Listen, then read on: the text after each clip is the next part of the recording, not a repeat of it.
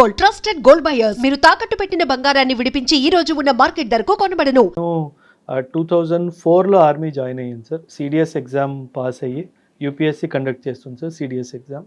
ఈ exam pass అయ్యి 2004లో army join అయ్యి 1 year బేసిక్ మిలిటరీ ట్రైనింగ్ చెన్నైలో చేశాను సార్. చెన్నైలో ట్రైనింగ్ అయిపోయాక ఒక 10 years I served in the army sir. So 10+1 11 years of total నేను ఆర్మీలో సర్వీస్ చేశాను సార్. పనిచేస్తారండి నేను దాదాపు ప్రతి ఒక్క సరిహద్దు నుంచి చూశాను సార్. అంటే చైనా బార్డర్ కానివ్వండి, పాకిస్తాన్ బార్డర్ కానివ్వండి, మ్యాన్మార్ బార్డర్ కానివ్వండి, బంగ్లాదేశ్తో బార్డర్ కానివ్వండి, ప్రతి ఒక్క బార్డర్ నేను సర్వీస్ చేశాను సార్. ఫస్ట్ పోస్టింగ్ ఎక్కడ మీకు ట్రైనింగ్? ఫస్ట్ జేఎండ్కే. సాధారణంగా ట్రైనింగ్ ఎలా ఉంటుంది సార్? చాలా టఫ్ సార్. జనరలీ యూత్లో ఒక అపోహ ఏంటంటే ఆర్మీ అంటే సూపర్ మ్యాన్ ఉండాలి. అది కాదు సార్. ఆర్మీకి కావాల్సింది ఫిజికల్ స్ట్రెంగ్త్ కాదు sir, mental strength. Never give up attitude కావాలి sir. At the time of joining basic physical test ఉంటుంది సార్. అది చాలా బేసిక్ సార్. అది గనక మీకుంటే మెంటల్ స్ట్రెంగ్త్ స్ట్రాంగ్ ఉంటే గనక దాని మీద ఫిజికల్ స్ట్రెంగ్త్ బిల్డప్ చేయాలి సార్. సో అదే సిద్ధాంతం పట్టుకొని 1 year బేసిక్ మిలిటరీ ట్రైనింగ్స్లో ఆర్మీలో ఒక స్లోగన్ ఉంది sir. You enter the army as a boy, you exit as a man. ఒక అబ్బాయిని ఒక పురుషుడిలా మారుస్తుంది సార్ ఆర్మీ. సో అందులో క్రమశిక్షణ అవనివ్వండి, హెల్త్ పరంగా క్రమశిక్షణ అవనివ్వండి, ఆలోచించే విధానము, దేశ సేవ ఒక ఆలోచన, ఇవన్నీ చాలా చాలా సైంటిఫికల్గా ఇంగ్రేన్ చేస్తారు సార్ ప్రతి ఒక్క. ఫస్ట్ మనం ఆర్మీలోకి వెళ్ళాలంటే బేసిక్ ట్రైనింగ్ ఏముంటుంది అంటే మనకి వాళ్ళ ఫిట్నెస్ కానీ సార్ ఆర్మీ సెలక్షన్ ఎలా ఉంటుంది sir? Army selection 2 stages sir. ఒకటి ఎన్డీఏ ద్వారా, ఒకటి సిడిఎస్ ద్వారా సార్. ఎన్డీఏ ద్వారా వచ్చే ట్రైనింగ్ ఇంటర్మీడియట్ తర్వాత ఇమీడియట్లీ వెళ్ళిపోవాలి సార్. 16 to 19.5 years వరకు ఏజ్ బ్రాకెట్లో వాళ్ళు వెళ్ళిపోవచ్చు. అండ్ ఒకవేళ గ్రాడ్యుయేషన్ చేసాక వెళ్ళాలి అనుకున్న వాళ్ళు గ్రాడ్యుయేషన్ అయ్యాక అప్ టు 25 years వీళ్ళు సిడిఎస్ ఎగ్జామ్ రాసి వెళ్ళాలి సార్. ఓకే. ఎన్డీఏ ఇంటర్మీడియట్ తర్వాత సిడిఎస్ వచ్చేసి గ్రాడ్యుయేషన్ తర్వాత. సో నేను ఎన్డీఏ ఎగ్జామ్ పాస్ అయ్యాను సార్. కానీ అప్పట్లో మదర్ ఒప్పుకోలేదు సార్. సో 3 years గ్రాడ్యుయేషన్ చేసి తర్వాత వెళ్దూలే అన్నట్టుగా మాట్లాడితే మళ్ళీ సిడిఎస్ రాసి మళ్ళీ ఎగ్జామ్ పాస్ అయ్యి సిడిఎస్ అయిపోయాక 2004లో ఫైనలీ. అంటే సెలక్షన్ ఏం చేస్తారు? ఫిట్నెస్ కానీ మీకు మార్నింగ్ ఎన్ని గంటలకి sir? 4 o'clock sir. 4 o'clock morning లేచే టైం ఉంది సార్, రాత్రి పడుకునే టైం లేదు సార్. ఒకసారి అదృష్టం బాగుంటే గంటన్నర దొరకవచ్చు సార్, ఒకసారి బాగాలేకపోతే ఆ టైం కూడా దొరకదు. మీరు ఇంటర్మీడియట్ దాని తర్వాత వెళ్ళారు కదండి, అమ్మగారు వద్దన్నారు, ఆగిపోయారు, డిగ్రీ తర్వాత వెళ్ళారు. అవును సార్. సెలక్షన్ వెళ్లే ముందు కొంతమంది కోచింగ్ సెంటర్స్ ఉంటాయి ఆర్మీలో, సెలక్షన్ కోచింగ్ ఇవ్వబడి సార్. సార్ అవన్నీ నిజమే అంటారా? ఉన్నాయి సార్, కొన్ని ఉన్నాయి సార్. కాకపోతే ఆర్మీ సెలక్షన్ ఇంటర్వ్యూ ఫేజ్ చాలా ఇంపార్టెంట్ సార్ ఆర్మీ సెలక్షన్కి. దాన్ని సర్వీస్ సెలక్షన్ బోర్డ్ అంటారు సార్, ఎస్ఎస్బి అని అంటారు సార్. దానికి సంబంధించి చాలా కోచింగ్ ఇన్స్టిట్యూట్స్ ఉన్నాయి సార్. కానీ నా పర్సనల్ ఎక్స్పీరియన్స్తో నేను చెప్తున్నాను సార్. నేను ఆర్మీలో ఉన్నప్పుడు కూడా నేను ఒక సర్వీస్ సెలక్షన్ బోర్డులో యాజ్ ఎ సైకాలజిస్ట్గా కూడా నేను పనిచేశాను సార్. కాకపోతే మనం ఒక మనిషి సైకాలజీని అంత త్వరగా మార్చలేము సార్. ఎందుకంటే ఎస్ఎస్బిలో సైకాలజీ టెస్ట్ అవుతుంది సార్. నువ్వు ఎలాంటి మనిషివి, నీ ఆలోచన తీరేంటి, ఏమైనా నెగటివ్ డైమెన్షన్స్ ఉన్నాయా, ఇవన్నీ చూస్తారు సార్. అది యూపీఎస్సీ ఇంటర్వ్యూకి ఎస్ఎస్బి ఇంటర్వ్యూకి చాలా తేడా ఉంది సార్. యూపీఎస్సీ ఇంటర్వ్యూ ఒక 40 నిమిషాల్లో అయిపోయింది సార్. ఎస్ఎస్బి ఇంటర్వ్యూ 6 days నడుస్తుంది. 6 days they will test your social skills. మీ మాట్లాడే విధానము, నువ్వు ఉండే విధానము, నువ్వు బ్యారెక్స్లో ఎలా ఉంటున్నావు, మాట్లాడే విధానము, నువ్వు బట్టలు వేసుకునే విధానము, నువ్వు ఆలోచించే విధానము, నీకు ఒక స్ట్రెస్ ఇస్తే నువ్వు దాన్ని ఫేస్ చేసే ధైర్యం ఉందా, వేరే వాడిని ముందు దోసేస్తావా, ఇవన్నీ 6 days మిమ్మల్ని పెట్టి. అందుకే అంటారు సార్ ఎస్ఎస్బి సెలెక్ట్ అయిన వాడు హీఈస్ అ ట్రూ లీడర్ అంటారు sir. He's a person who will never leave you in the heat of the battle. ఎప్పుడైనా సరే నీ కోసం పోరాడతాడు అన్నట్టుగా అంటారు. అందుకే చాలా పెద్ద ట్యాగ్ సార్. రాహుల్ ద్రావిడ్ కానివ్వండి, అమితాబ్ బచ్చన్ కానివ్వండి, షారుఖ్ ఖాన్ కానివ్వండి, వీళ్ళు అందరు కూడా ఎస్ఎస్బిలో రిజెక్ట్ అయ్యారు. సో ఆ లెవెల్ ఆఫ్ సెలక్షన్ ప్రాసెస్. ఇప్పుడు ఇంటర్మీడియట్ చదివాను ఒక అబ్బాయి, ఆ అబ్బాయి అందులోకి వెళ్ళాలనుకుంటే సార్ ఎన్డీఏ ఎగ్జామ్ రాయాలి సార్. యూపీఎస్సీ రాయాలంటే ఏం చేయాలి సార్? బేసిక్ ఏం ఉండాలంటే ఇంటర్మీడియట్ సబ్జెక్ట్ చాలా లేదండి. More or less UPSC standard questions, in fact difficult than that. Mathematics చాలా వెయిటేజ్ ఉంటుంది సార్ ఎన్డీఏలో. English and maths, science subjects మీద చాలా వెయిటేజ్ ఉంటుంది సార్. అండ్ అలాగే జనరల్ నాలెడ్జ్ సబ్జెక్ట్స్ కూడా ఉంటాయి సార్. రెండు CDS లో కూడా అంతే సార్, NDA లో కూడా అంతే ఓకే, సార్. ఇందులో ఓవరాల్ టెస్ట్ అయిపోయింది అనుకోండి, next physical test. Physical test ఉంటుంది, followed by interview, followed by medicals. ఈ ఫిజికల్ టెస్ట్లో ఏం తీసుకుంటారు? చాలా ఉంటాయి సార్. అందులో ఇండివిజువల్ ఆబ్స్టకల్స్ ఉంటుంది, గ్రూప్ ఆబ్స్టకల్స్ అని ఉంటాయి, రన్నింగ్ రేస్ ఉంటాయి సార్. ఆర్మీ ఇండక్షన్ అనేది నువ్వు ఎంత వేగంగా పరిగెట్టగలవు అన్నది కాదు సార్. పోలీస్ టెస్ట్ లా ఉండదు సార్, జనరల్లీ అలా అనుకుంటారు, అది కాదు సార్. ఆ టెస్ట్లో కూడా సైకాలజీ టెస్ట్ ఉంటుంది సార్. అచ్చా. ఫర్ ఎగ్జాంపుల్ మిమ్మల్ని ఒక పోల్ మీద నిల్చోబెట్టి ఒక 2 feet 3 feet డిస్టెన్స్లో ఒక తాడు ఉంటుంది, మీరు జంప్ చేసి తాడు పట్టుకొని కింద దిగాలి. మీకు మెంటల్ బ్లాక్ ఉందనుకోండి, ఆ 3 feet డిస్టెన్స్ అయినా you will not take that leap. ఆ లీప్ తీసుకోవడానికి మీరు భయపడతారు. కాన్ఫిడెన్స్ వాక్, ఒక 20 feet హైట్ మీద ఒక 1/2 feet ప్లాంక్ మీద మీరు వాక్ చేసి చూపించాలి. It is called confidence walk. It is not to test your physical capacity sir, it is about mental. Completely mental test. Complete mental. అంటే for a fraction of second వాడు తెలిసిపోతుంది వీడు భయపడుతున్నాడు అని. సో అక్కడ రిజెక్షన్ అయిపోతుంది. సో అది చాలా సైంటిఫికలీ డిజైన్ సార్. ఇప్పటిది కాదు sir, 18th century model sir. అచ్చా. అదే మోడల్ ఇప్పుడు కంటిన్యూ అవుతుంది all across the world sir. It is sir. ఇప్పుడు అందులో వెళ్తుంటారు, మార్నింగ్ కంటిన్యూ పరిగెట్టిస్తుంటారు, ఒక ఆఫీసర్ అడిగి లీడ్ చేస్తుంటారు.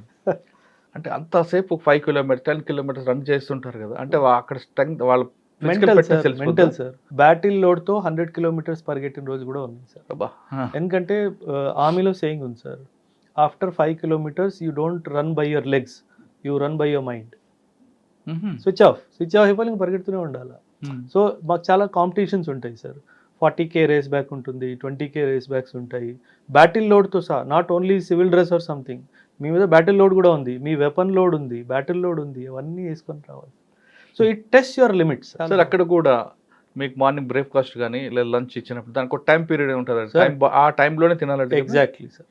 మీకు ఇంట్లో కూర్చొని హ్యాపీగా తిరిగ్గా తిన్నట్టు ఆర్మీలో ఉండదు sir. You will get 4-5 minutes if you're lucky to eat your meal. కానీ చాలా న్యూట్రిషియస్ ఫుడ్ ఉంటుంది సార్. మనం అసలు ఆ లెవెల్కి మనం ఇంట్లో ఎప్పుడు రీచ్ అవ్వలేము సార్. ఏం పెడతారండి మార్నింగ్ బ్రేక్ఫాస్ట్? అంతే sir, all protein diet, protein, carbohydrates. ఎందుకంటే ఆ ఎనర్జీ లెవెల్స్కి వాళ్ళు చేయించే డే టు డే చర్యకి అంతా ఎనర్జీ కావాలి సార్. చాలా ఎక్సలెంట్ ఫుడ్. ఎందుకంటే there are officers who are posted to ensure that every cadet gets the required nutrition for the day. మరి మీరు మిస్ అవ్వడానికి లేదు. మీ కుర్చీ ఉంటుంది, మీ టేబుల్ ఉంటుంది, మీ చైర్ ఉంటుంది, మీ ప్లేట్ ఉంటుంది. మీరు మిస్ అయిపోతే అందులో క్రాస్ అవుతుంది, then you have to give, దానికి పనిష్మెంట్ ఉంది. ఫుడ్ తినకపోవడానికి కూడా పనిష్మెంట్ ఉంది. ఫుడ్ తినకపోవడం కాదు, వేస్ట్ చేసిన పనిష్మెంట్ అది 100% సార్, అది 100%. So you have to give an explanation why you did not come for a particular meal. దానికి చాలా సివియర్ పనిష్మెంట్. ఒక మార్నింగ్ లేపుతారు, 4 o'clock లేపుతారు సార్. రన్నింగ్ అన్నీ అవుతాయి సార్. బ్రేక్ఫాస్ట్ టైం ఒక 40 minutes ఇస్తారు అనుకోండి. లేదండి, 15 minutes. లేదండి, 4 to 5 minutes. అంతమంది ఎలా తింటారండి? దట్ ఈస్ అంత పెద్ద డైనింగ్ హాల్ ఉంటుంది సార్, 2000 members కూర్చొని తినొచ్చు ఒక్కటే టైంలో అట్ వన్స్. అంతమంది వెయిటర్స్ ఉంటారు మిమ్మల్ని సర్వ్ చేయడానికి. చాలా ఎక్సలెంట్ అరేంజ్మెంట్ సార్. అది బియాండ్ ఇమాజినేషన్, బియాండ్ ఇమాజినేషన్. కానీ ఒక్కొక్కసారి weekly once monthly once barakhana ఉంటుంది అటు. అది barakhana after the training sir. మనం యూనిట్కి వెళ్ళాక డెఫినెట్లీ అది barakhana is a informal gathering with the troops. వాళ్ళకి ఏమైనా కష్టాలు ఉంటే మాట్లాడడానికి. So barakhana is basically troops. ఎందుకంటే నార్మల్గా unit life is very strict sir. So వాళ్ళకి కూడా ఒక ఎంటర్టైన్మెంట్ ఫ్యాక్టర్ ఉండాలి అనే డైమెన్షన్లో బడాఖానా పెడతారు సార్. అది కూడా చాలా బాగుంటుంది sir. Barakhana was my favourite time. ఎందుకంటే వాళ్ళు సార్ ఆఫీసర్ అని మర్చిపోయి వాళ్ళ మనసులో ఉన్న మాట చెప్పుకుంటారు సార్. అది చాలా బాగుంటుంది. ట్రైనింగ్ అయిన తర్వాత ఫస్ట్ పోస్టింగ్ ఎక్కడ ఇస్తారండి? హవల్దార్ ఇస్తారా? డిపెండ్ సార్, మీకు ఏ రెజిమెంట్ అలాట్ అయిందో. ఇప్పుడు యూపీఎస్సీలో ఎలాగా ఐఏఎస్ వచ్చిందా, ఐపీఎస్ వచ్చిందా, అలాగా మీకు ఇన్ఫెంట్రీ వచ్చిందా, ఆర్టిలరీ వచ్చిందా, దాన్ని బట్టి ఆ ప్రెజెంట్ ఆ యూనిట్ ఎక్కడుంది దాన్ని బట్టి కొందరికి ఫీల్డ్ వస్తుంది సార్, కొందరికి పీస్ వస్తుంది సార్. నేను 10 years సర్వీస్ చేశాను సార్. అదృష్టం దురదృష్టం తెలియదు కానీ ఆల్ 10 years ఫీల్డ్లోనే ఉన్నాను సార్. మీ దగ్గరకు వద్దాం. మీరు ట్రైనింగ్ అయింది సార్. ఫస్ట్ పోస్టింగ్ ఎక్కడ? ఫస్ట్ పోస్టింగ్ మానస్ బల్ అని చెప్పేసి యూఏవి బేస్ ఉంది సార్. అక్కడ నేను ఉన్నాను సార్. 18 months అక్కడ ఉన్నాను సార్.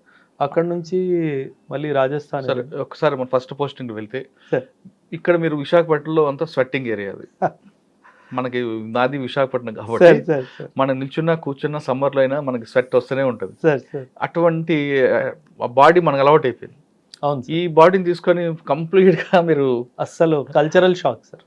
ఎందుకంటే అదొకటే కాదు సార్, నేను సియాచిన్ లో కూడా సర్వీస్ చేశాను సార్. -69 చూసాను సార్. తట్టుకోగలిగింది మన బాడీ సార్. అంటే దేశ సేవ సార్, అచ్చా. ఆ దేవుడే కాపాడతాడు సార్, లిటరల్ గా ఫస్ట్ చెప్పాలి. పోస్టింగ్ మీరు ఎక్కడికి లే వెళ్ళారు? లే లే. లే లే ఎలాగుందండి అక్కడ? Leh is very cold place sir. In fact Leh is known to be the highest battle field in the world sir. ఏ ఏ ఏ ఆ హైట్లో ఇంకెక్కడ బ్యాటిల్ ఫీల్డ్ లేదు సార్. సో అక్కడ ఒక ఎయిర్ స్ట్రిప్ ఉంది సార్, మనది చాలా ఇంపార్టెంట్ ఎయిర్ స్ట్రిప్ స్ట్రాటజికలీ మనకి. ఆ ఎయిర్ స్ట్రిప్ని సేఫ్ గార్డ్ చేసే బాధ్యత మాది సార్. ఫ్రమ్ ది చైనీస్ కానీ ఫ్రమ్ ది పాకిస్తానీస్ కానీ దాన్ని కాపాడే బాధ్యత మాది. ఎందుకంటే నార్దర్న్ కమాండ్ జేఎండ్కేలో హై ఆల్టిట్యూడ్లో ఉన్న యూనిట్స్ అన్నిటికీ ఎక్విప్మెంట్ కానీ ఆర్మమెంట్ కానీ ఫుడ్ సప్లైస్ కానీ ఆ ఎయిర్ స్ట్రిప్స్ ద్వారానే వస్తుంది సార్. అంటే base point. Base point sir. So అక్కడ మీరు వెళ్ళిన తర్వాత మీరు ఎవరు రిపోర్ట్ చేశారు అక్కడ? మా unit commanding officer sir. Unit commanding officer ఒక యూనిట్ ఇచ్చేస్తారు సార్. ఆ యూనిట్కి ఈ ఏరియా అంతా రెస్పాన్సిబిలిటీ మీదే అన్నట్టు ఇస్తారు సార్. సో మా యూనిట్ మీకు ఇచ్చిన రెస్పాన్సిబిలిటీ ఎన్ని కిలోమీటర్ ఉందండి? ఒక 29 కిలోమీటర్ స్ట్రెచ్ ఉంటుంది. 29 కిలోమీటర్ మీరు ఒక్కరేనా? నేను ఒక్కడిని కాదు సార్, మొత్తం battalion sir. 1200 to 1400 soldiers sir, 31 officers sir, 31 officers, అందులో నేను ఒక్కడిని. So it is a team effort sir. It is not that we are doing it all. ఇలాంటివి మీరు అడుగుతున్నవి కౌంటర్ ఇన్సర్జెన్సీలో, కౌంటర్ టెర్రరిస్ట్ ఆపరేషన్స్లో పోస్ట్ రెస్పాన్సిబిలిటీస్ ఉంటాయి. అవి వేరే, అది వేరే. ఇప్పుడు వెళ్ళారు, జాయిన్ అయ్యారు, ఇంటికి వెళ్ళాలి, అమ్మని చూడాలి అనిపించలేదా సార్? చాలా ఉంటుంది సార్. జనరలీ అసలు మనం ఊహించలేము సార్. ఇప్పుడు మనము ఎవరితో మాట్లాడాలన్నా చూడాలన్నా ఫోన్ తీసుకొని వీడియో కాల్ చేసేస్తాం సార్. అక్కడ ఇవన్నీ లేవు సార్. ఫోన్ లేదు సార్, వీడియో కాల్ లేదు సార్. అంటే ఒక్కొక్కసారి శాటిలైట్ ఫోన్ కూడా పనిచేయదు సార్. అంటే మేము ఇంటి వాళ్ళతో మాట్లాడడానికి 8 నుంచి 10 కిలోమీటర్లు, కొండల్లో 8 నుంచి 10 అంటే ఇంటూ 4 వేసుకోండి సార్. అంటే 30 కిలోమీటర్లు నడిచి ఫోన్ చేసి మళ్ళీ తిరిగి వచ్చిన రోజులు కూడా ఉంది. ఎందుకంటే ఆ వ్యవస్థ లేదు సార్. అప్పట్లో లేదు, ఇప్పట్లో ఎలా ఉందో నాకు తెలియదు సార్. అప్పట్లో అసలు లేదు. మీకు అక్కడ బాగా మెమరబుల్ ఇష్యూ చెప్పండి సార్. బాగా మెమరబుల్ అంటే మీరు అన్నట్టుగా వెదర్ సార్. నేను యాక్చువల్లీ ఏప్రిల్లో నేను జాయిన్ అయ్యాను sir. By the time November December వచ్చేసరికి ఇంకా నేను తట్టుకోలేకపోతున్నాను సార్. అయితే మా doctor, I was feeling not well, doctor దగ్గరికి వెళ్ళాను సార్. నాకు బీపీ ఏదో ఫ్లక్చువేట్ అవుతున్నట్టు అనిపిస్తుంది అని బీపీ చెక్ చేశాడు. అయితే నేను I don't take alcohol sir, నాకు అలవాటు లేదు సార్, ఎప్పుడు తీసుకోలేదు. సో హీ వాజ్ లైక్ అరే సర్దార్ दारू पी ले थोड़ा ठीक हो जाएगा. मैं सर दारू तो नहीं पीऊँगा, you give me medicine, I will take medicine. He said, don't worry, the divine power will protect you. That day sir, ఆ రోజు తర్వాత నేను సియాచిన్లో కూడా వెళ్ళాను, ఏనాడు చలేయలేదు సార్. ఆయన ఎందుకు అన్నాడో ఆ మాట నాకు తెలియదు, కానీ దేవుడే నీకు కాపాడుతాడని చెప్పాడు. ఎందుకంటే ఆ వెదర్లో ఆల్కహాల్ అన్నది it is a medicine sir. It will keep your body warm from inside. అయినా నేను తీసుకునేవాడిని కదా సార్. వైన్ కన్నా దేవుడే నమ్మారు సార్. అంతే సార్. ఓకే, ఎంతకాలం? 18 months ఉండారండి ఇక్కడ? 17 months వరకు. నెక్స్ట్ ట్రాన్స్ఫర్ ఎక్కడ ఇచ్చారు? రాజస్థాన్ సార్. కంప్లీట్ గా 53 సార్, మైనస్ నుంచి +53 సార్. మీరు ఆశ్చర్యపోతారు సార్. మాకు ఆమె ట్యాంక్స్ ఉంటాయి, ఆ ట్యాంక్స్ మీద ఆమ్లెట్ వేసుకోవడం, ఆ ట్యాంక్స్ మీద చికెన్ ఫ్రై చేసుకోవడం, మా ట్యాంకే స్టవ్ సార్. అంత వేడి, మీరు టచ్ చేస్తే ఇది వెళ్ళిపోతుంది సార్, అంత వేడిగా ఉంటుంది tank. So that was a very different, quite opposite. ఇంకో గమ్మత్తు ఉంది సార్.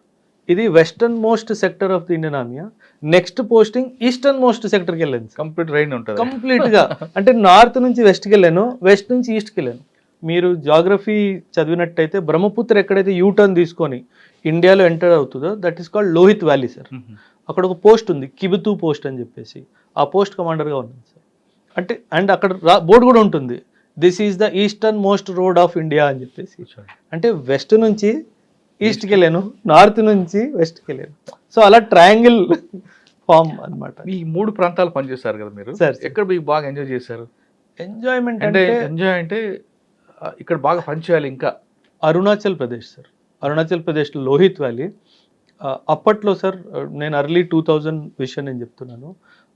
మన రోడ్ ఇన్ఫ్రాస్ట్రక్చర్ కానీ అసలు ఏం లేదు సార్, అస్సలు ఏమీ లేదు సార్. అంటే ఒక్క బ్రిడ్జ్ గనక చైనీస్ వాళ్ళు కూల్చేస్తే మేము రిటర్న్ కూడా రావడానికి లేదు. సో ఆ పరిస్థితుల్లో మేము డ్యూటీ చేసాం సార్. అంటే మీరు టైర్కి చైన్లు కట్టేవాళ్ళం సార్, ఎందుకంటే జిప్సీ పైకి వెళ్తుంది మళ్ళీ వెనక్కి వచ్చేస్తుంది, వెనక లోయ ఉంది సార్. సో టైర్లకి చైన్స్ కట్టిన తర్వాత కూడా జిప్సీలు వెళ్ళిపోయాయి సార్. అందుకే మాకు ఎప్పుడు డోర్ లాక్ రూల్ లేదు సార్.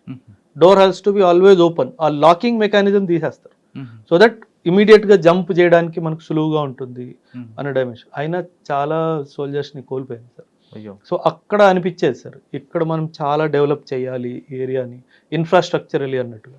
ఇప్పుడు జరుగుతుంది సార్, ఇప్పుడు చాలా ఆనందం వేస్తుంది అది చూస్తే, ఒక్కదాని తర్వాత ఒకటి జరుగుతుంది సార్. అయితే అక్కడ చాలా అనిపించేది. ఇన్ఫ్యాక్ట్ మీరు హిస్టరీ చదివితే కనుక 1962లో నేను పిల్లలు ఎవరైతే వింటున్నారో వాళ్ళకు కూడా చెప్తాను, there is a battle called battle of Walong, WALONG, battle of Walong. మన సోల్జర్స్ మన గవర్నమెంట్ నుంచి మీరు పోస్ట్ వదిలేయండి, తిరిగి వచ్చేయండి అని చెప్పిన తర్వాత కూడా వాళ్ళు వదిలేయకుండా లాస్ట్ మ్యాన్ లాస్ట్ బుల్లెట్ వరకు ఫైట్ చేశారు.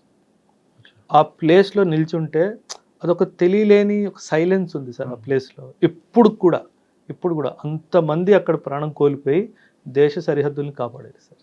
సో అది చాలా బాగా టచింగ్, తెలియకుండానే అక్కడ ఒక చాలా బాగా సార్. ఓకే సార్ సార్, మన ఫైరింగ్ మీకు ట్రైనింగ్ ఎక్కడ ఇస్తారు?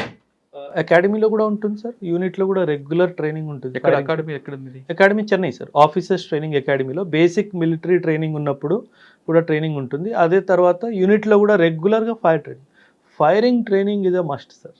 And as an officer, because firing మీద కంట్రోల్ పెట్టేదే మేము సార్, ఫైరింగ్ మీద. సో దట్ ఈస్ వై మా ఫైరింగ్ స్టాండర్డ్స్ చాలా బాగుంటుంది సార్. సో సార్, ఈ 3 ప్రాంతాలు పనిచేస్తారు కదా, చేసినప్పుడు మీకు ఎప్పుడైనా మన టార్గెట్ ఎప్పుడైనా కనబడ్డారా, లేదా వాళ్ళతో ఎప్పుడైనా? చాలా మంది సార్, అంటే మనకి సినిమాల్లో చూపినట్టుగా ఉండదు సార్ సినిమాలు. అందుకే నేను జనరలీ ఆర్మీ సంబంధించిన సినిమాలు నేను వెళ్ళను సార్, ఎందుకంటే అక్కడ జరిగేది ఒకటి, వీళ్ళు చూపించేది ఇంకోటి. నేచురల్గా ఆర్మీ కాదు, పోలీసు కూడా వేరేగా చూపిస్తూ ఉంటారు. సో అలా ఏం లేదు సార్, చాలా ఫ్లాగ్ మీటింగ్స్ ఉంటాయి. అంటే ఇప్పుడు మీరు నేను ఎలా కూర్చొని మాట్లాడుతున్నామో అలా వాళ్ళ ఆర్మీ కమాండర్ వస్తారు, మేము కూర్చొని వితౌట్ వెపన్స్, బాబు ఈ ప్రాబ్లమ్స్ ఉన్నాయి, ఇక్కడ ఈ ప్రాబ్లమ్స్, వార్ లైక్ సిచ్యువేషన్ ఉన్నప్పుడు అప్పుడు ఎవడు దొరుకుతాడా అని చూస్తాం, కానీ నార్మల్ టైంలో మటుకు అలా ఉంటుంది. అంటే సినిమాలో చూపిస్తున్నట్లుగా మనం మీకు అడుగుతున్నా సార్ సరౌండింగ్ బార్డర్స్కి వచ్చేసరికి వాళ్ళు వస్తుంటారు, గ్రానైడ్ విసురుతుంటారు, ఇవన్నీ జరుగుతుంటాయి? లేదండి, లేదు. That only when the situation is bad, only when the war like situation is there, అప్పుడు ఇవన్నీ జరుగుతాయి తప్పితే నార్మల్ పీస్ టైంలో అంతగా ఏముంది. కానీ ఒక్కొక్కసారి మనకి ఆర్ఎస్పుర పంజాబ్ లాంటి జమ్మూ కావచ్చు, ఇటువంటి సెక్టార్లు, పూంచ్ సెక్టార్, అవును సార్, ఈ సెక్టార్లో ఎక్కువగా గ్రానైడ్లు పడుతుంటాయి కదా అట్టుండే. అవును, అంటే ఇట్ ఈస్ మిస్చీఫ్ సార్. అంటే వాళ్ళు సార్, మనము పాకిస్తాన్ని అర్థం చేసుకోవాలి sir. Pakistan is a semi failed state sir. Semi failed state కాబట్టి ఆ గవర్నమెంట్ కూడా కొన్ని విషయాల్లో ఆర్మీ మీద కంట్రోల్ వీక్ ఉంది sir. So just to keep the issue of Kashmir alive వాళ్ళు ఏదో పని చేస్తారు. అంటే మనం ప్రొవోక్ చేయడంగా చేస్తుంటారు వాళ్ళు. మనకు ప్రొవోక్ అని కాదు సార్, ఇక్కడ గొడవ ఉంది, ఈ గొడవను మేమే సాల్వ్ చేయగలం, ఆర్మీయే సాల్వ్ చేయగలదు అని పొలిటికల్ లీడర్షిప్ని కంట్రోల్ చేయడానికి ఆ డైమెన్షన్లో పాకిస్తాన్ ఆర్మీ అంతే. కానీ అంత సిచ్యువేషన్ బ్యాడ్ ఏం లేదు, అంటే not on a day to day base sir. ఇప్పుడు కొన్ని మీరు చేసిన విలేజ్లో మనకు బార్డర్ కనిపిస్తుంటుంది సార్, ఆర్మీకి మనకి ఉన్నది ఇష్యూస్ పక్కన పెడతాం, జనరల్ పబ్లిక్ పాకిస్తాన్ కానీ ఇండియా వాళ్ళు కలిసిమెలిసి ఉంటుంటారా? చాలా సార్, ఎందుకంటే మనకి బౌండరీ డిజైన్ చేసినప్పుడు అంత లాజిక్ అప్లై చేయలేదు సార్ వీళ్ళు. ఏమైందంటే సే ఫర్ ఎగ్జాంపుల్ సడన్గా మీరు అటు కూర్చున్నారు, నేను ఇటు కూర్చున్నాను, గవర్నమెంట్ వచ్చి ఇదే సరిహద్దు అనేసింది, సో తమ్ముడు అటు ఉండిపోయాడు అన్నిటి వచ్చేసాడు. సో ఆ క్రాస్ కల్చరల్ లింకేజెస్ ఉన్నాయి sir. So common cultural landscape అని అంటాం నేను పాఠం చెప్పినప్పుడు, India Pakistan relationship common cultural landscape ఉంది కాబట్టే మనం గ్రేట్ వాల్ ఆఫ్ చైనా లాంటిది ఏం కన్స్ట్రక్ట్ చేయలేదు సార్. ఎందుకంటే ఒకరు కలుసుకోవాలి కదా, ఎందుకంటే ఫర్ సెంచురీస్ కలిసి ఉన్నారు. మీరు ఐ డోంట్ నో మీరు విన్నారో లేదో, మన్మోహన్ సింగ్ ఒకరోజు పార్లమెంట్లో ఒక స్టేట్మెంట్ ఇచ్చారు sir, I want to have my breakfast in Lahore, lunch in Pakistan, dinner in Afghanistan. This is how my forefathers lived and this is how I want my children also to live. అంటే ఎంత పెద్ద statement చూడండి sir. ఆయన ఏమంటున్నారంటే మన four fathers అందరు కలిసిమెలిసి ఉన్నారు, ఇలాగే ట్రావెల్ చేశారు, ఒక పాయింట్ నుంచి ఒక పాయింట్కి వెళ్తూ బ్రేక్ఫాస్ట్ లంచ్ డిన్నర్ చేసుకుంటూ ఉన్నారు, అలాగే మన ఫోర్ ఫాదర్స్ ఉన్నారు, అలాగే మన పిల్లలు కూడా కలిసిమెలిసి ఉండాలి, ఇలా కొట్టుకోవద్దు. చాలా పెద్ద స్టేట్మెంట్ సార్. అవునండి. అంటే అటువంటి కల్చర్ కనిపిస్తుంటుందా మీకు? Cross culture. అక్కడ కూడా Punjab is one of the biggest state of Pakistan కదా సార్. పార్టీషన్లో పంజాబ్ పార్టీషన్ కదా అయింది సార్. అవును, కరెక్ట్. సో పంజాబ్ ఈజ్ మీరు విజువల్ గా చూసారా ఎక్కడైనా ఆహా, మీరు పనిచేస్తున్న very much, sir. జయంట్ గా కానీ? మన ఫుడ్ హ్యాబిట్స్ కానీ, డ్రెస్ హ్యాబిట్స్ కానీ, కల్చరల్ హ్యాబిట్స్ కానీ almost similar sir. Almost similar. Language they use Punjabi is one of the most spoken language, Urdu is another language. అంటే వాళ్ళ రిలేషన్ కూడా అలాగే ఉందంటారా? Yes yes, very much. అంటే ఓన్లీ ఆర్మీ మధ్యన వార్ ఇదంతే, పబ్లిక్ వార్ కాదు? లేదండి, ఎప్పుడూ లేదు. సివిల్స్ వార్ కాదు అసలు? ఎప్పుడూ లేదు సార్, ఎప్పుడూ లేదు. They admire Indians like anything because the kind of మనకు దొరికే లిబర్టీ, స్వేచ్ఛ వాళ్ళకి దొరకలేదు. సెకండ్ పోస్ట్ ఎక్కడికి వచ్చారండి? రాజస్థాన్. రాజస్థాన్ తర్వాత then north east, Arunachal Pradesh, దాని తర్వాత అస్సాంలో insurgency, north east insurgency fight చేసింది సార్. ఒక 3 years వరకు నార్త్ ఈస్ట్ ఉల్ఫా, ఎన్ఎస్సిఎన్ వీళ్ళందరికీ మేము, ఎన్డిఎఫ్బి, బోడోస్, చాలా అంటే నా టఫెస్ట్ పోస్టింగ్ అంటే north east insurgency, because north east insurgents are very good in ambush. వాళ్ళు అటాక్ చేసే విధానం చాలా చాలా అక్యురేట్ గా చేస్తారు సార్. సో అది తప్పించుకోవడం అన్నది చాలా చాలా. మీరు చెప్పిన అస్సాం, మేఘాలయ ప్రాంతాలు పనిచేస్తారు కదా, బోడో ఒకప్పుడు బోడో ఒకప్పుడు సార్, ఇప్పుడు లేదు. అవును సార్. వాళ్ళ అంబుష్ ఎలా చేసేవారంటే, అంటే గెరిల్లా టైపా లేదా? Guerrilla ambush sir, guerrilla ambush. And sir మనము వాళ్ళని ఎథనికల్గా చూస్తే they are fighting race sir. వాళ్ళు ఫైట్ చేయడానికే పుట్టారు సార్. ఓహో. సో వాళ్ళకి అది న్యాచురల్గా ఉంది లోపల, అంటే ఒక ఆలోచించే తీరు, జీన్స్ ఉంది, చాలా స్ట్రాంగ్ సార్. ఎందుకంటే అండ్ వాళ్ళకి వాళ్ళ ల్యాండ్ చాలా బాగా తెలుసు సార్. అంటే మీరు ఒక ఇన్సిడెంట్ చెప్తాను సార్ నేను మీకు, మీరు ఆశ్చర్యపోతారు. ఒకరోజు ఒక ఇంటి వచ్చింది, ఒక ఉల్ఫా లీడరు ఒక విలేజ్లో ఒక ఇంట్లో కూర్చొని ఉన్నాడు. సో మొత్తం కార్డన్ చేసి చుట్టుముట్టేసి నేను అటాక్ లాంచ్ చేశాను సార్. నేను ఫ్రంట్ డోర్ నుంచి ఎంటర్ అయ్యాను సార్. ఆయన వెనక డోర్ ఓపెన్ చేసుకొని పెద్ద లోయ్ sir. He just jumped into the valley. అయ్యో, ఐఎమ్ లైక్ వీడు ఆత్మహత్య చేసుకున్నాడు అంటే విలేజర్స్ నవ్వారు. ఏం నవ్వుతున్నారు అని అడిగితే, సార్ కింద ఎంత బుషి ఉంటుందంటే వాడికి ఏం కాదు అని. నాకు తెలియదు ఆ విషయం, నాకు తెలిసి ఉంటే నేను కూడా జంప్ చేసేవాడిని కదా. సో ఇలా వాళ్ళకి ల్యాండ్ గురించి ఉన్న అవగాహన మనకు లేదు సార్. సో అందుకే they are very very potential. అంటే క్లినికల్ ప్రెసిషన్ తోటి స్ట్రైక్ చేస్తారు సార్. చాలా అక్యురేట్గా వాళ్ళు అంబుష్ పడతారు సార్. చాలా కష్టం. మీరు ఒక సినిమా వచ్చింది అజయ్ దేవగన్ది, హిందీ సినిమా సార్, ట్యాంగో చార్లీ అని చెప్పేసి. ఆ సినిమాలో కొంచెం వరకు నిజం ఎలా జరుగుతుందో అలా చూపించాడు సార్. చాలా బ్రూటల్ ఉంటుంది. మీకు బాగా టఫెస్ట్ ఫైట్ ఎక్కడ చెప్పండి? అక్కడ ట్యాంగో చార్లీ చెప్తున్నాను కదా, ఇన్సర్జెన్సీలో ఒకరోజు మా మీద అంబుష్ జరిగింది సార్. టీ గార్డెన్లో కాలువల్లాగా ఉంటాయి సార్. కాలువలో పడుకున్నాను, పైనుంచి బుల్లెట్స్ వెళ్తున్నాయి సార్. తల పైకి తీస్తే పేలిపోతుంది సార్. అంటే 17-18 minutes క్రాస్ ఫైరింగ్ జరిగింది సార్. దేవుడు ఉన్నాడు కాబట్టే బయటకు వచ్చాం. లేకపోతే నేను ఇప్పుడు ఇది రూమ్ అనుకోండి సార్, నా గోడ మీద అన్ని బుల్లెట్ మార్క్స్ ఉండేవి. నా బెడ్ పక్కన AK-47 కాక్ చేసుకొని పడుకునేవాడిని. సో చాలా టఫ్ టైమ్స్ చూసాను సార్ ఆర్మీలో. సో ఇవన్నీ గుర్తు చేసుకుంటే గూస్ బంప్స్ వస్తాయి సార్. ఇప్పుడు గూస్ బంప్స్ వస్తాయి, నాకే వస్తున్నాయి. చాలా చాలా ఇట్ వాజ్ వెరీ. నేను అందుకే నా పిల్లలు చెప్తాను సార్ ఇన్స్టిట్యూట్లో కూడా, మీకు అడ్డంకులు వస్తున్నాయి, ఆబ్స్టకల్స్ వస్తున్నాయి అంటే nature wants you to rise above the obstacle. Obstacle రావట్లేదు అంటే మీరు దారి తప్పిపోయారు.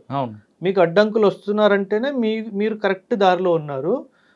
నేచర్ మిమ్మల్ని ఆ ఆబ్స్టకల్స్ పైకి లేవాలి అన్న విధంతోనే టెస్ట్ చేస్తుంది. మీకు ఇప్పుడు అంబుష్ వేశారు, ఏదైనా ఒక మేజర్ ఇష్యూ చేస్తే మీకు ఇన్విటేషన్ పంపించినట్లు మీరు అక్కడికి వెళ్తారు, రష్ అయిపోతారు, వాళ్ళ అంబుష్ లో మీరు అటువంటి జరుగుతుంటాయా?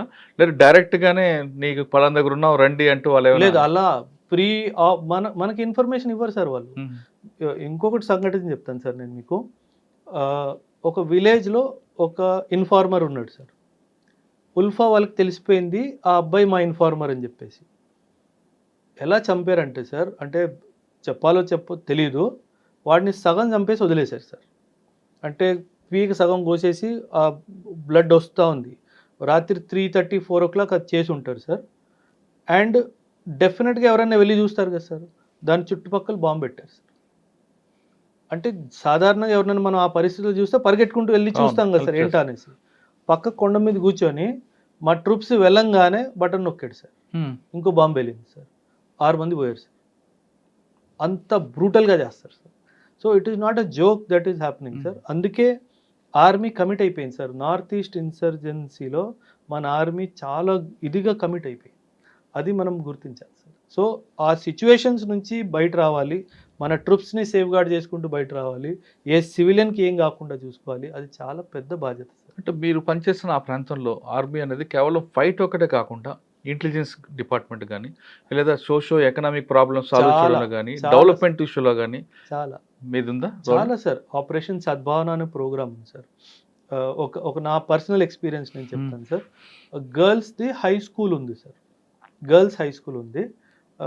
అయితే ఎవరి ద్వారానో విలేజ్ హెడ్ ద్వారా మాకు ఒక రిక్వెస్ట్ వచ్చింది, సరే గర్ల్స్ హై స్కూల్ చుట్టుపక్కల ఒక పెద్ద వాల్ కట్టిద్దాం సార్ అనేసి. అయితే నేను అంత నా రిసోర్సెస్ నేను వాడి మొత్తం ఆ చుట్టుపక్కల స్కూల్ చుట్టుపక్కల కట్టించాను సార్, వాల్ కట్టించాను.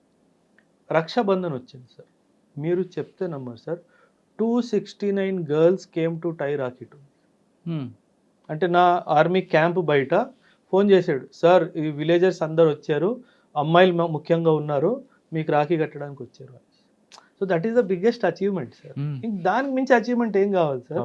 300 మంది మీకు రాఖీ కట్టడానికి మీ తలుపు బయట నిల్చుని ఉన్నారు అంటే we have affected their life positively. Sir మీరు చేస్తున్న టైంలో పనిచేస్తున్న పీరియడ్లో ఇంటెలిజెన్స్ అనేది మీరు ఎలా డెవలప్ చేస్తారండి? చాలా హ్యూమన్ ఇంటెలిజెన్స్ చాలా స్ట్రాంగ్ సార్. అక్కడ సిగ్నల్ ఇంటెలిజెన్స్ అంత ఉండేది సార్. ఒక్కొక్క విలేజ్లో మూమెంట్ని బట్టి ఎవరు ఎలా వస్తూ ఉంటారు పోతూ ఉంటారు, దాన్ని బట్టి మనం అంటే వాళ్ళు ఆ విలేజెస్ మీకు సపోర్ట్ చేస్తారా? చేస్తారు, మిమ్మల్ని ఓన్ చేసుకుంటారా వాళ్ళు? పక్కాగా సార్, పక్కాగా వస్తారు.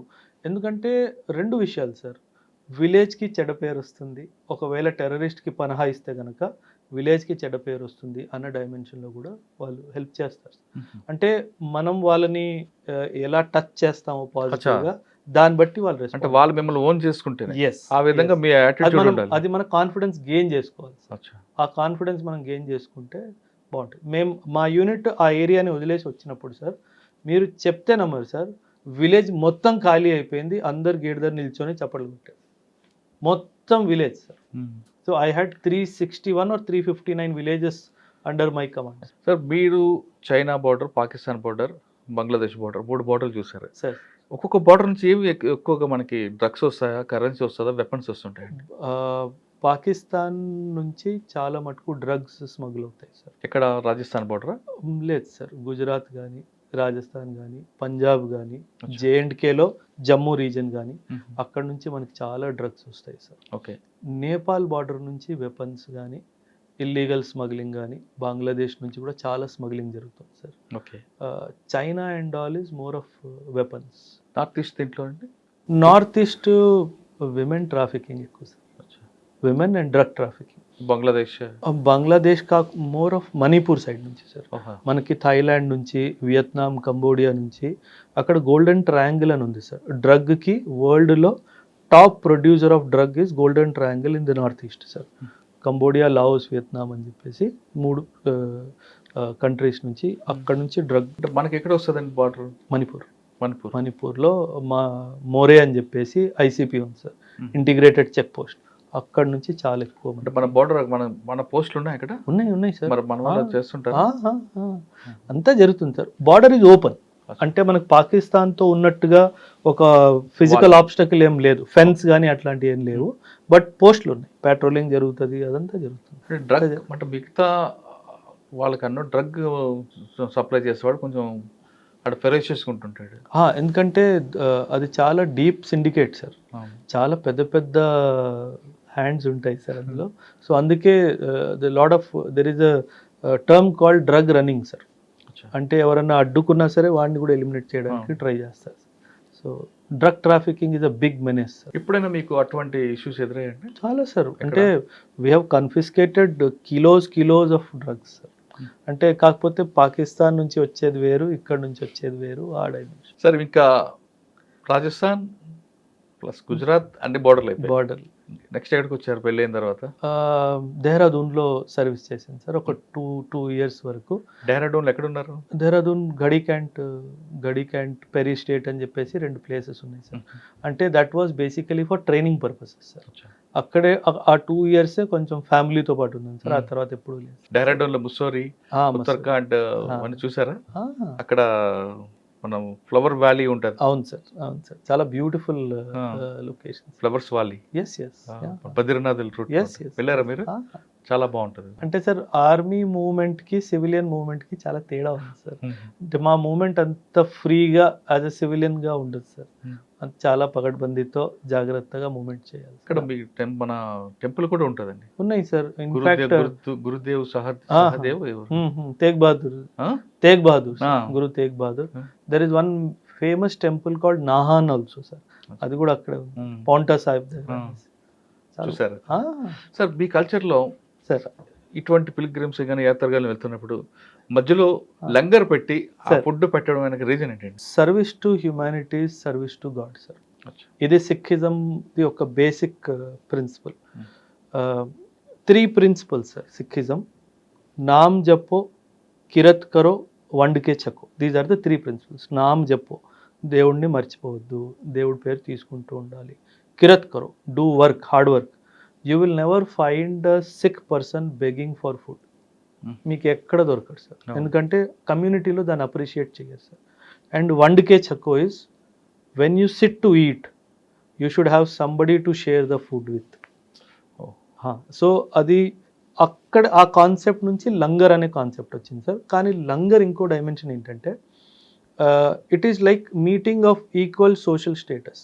రాజు అయినా ఒక పేద కుటుంబానికి చెందినోడైనా పక్కన కూర్చొనే తినాలి.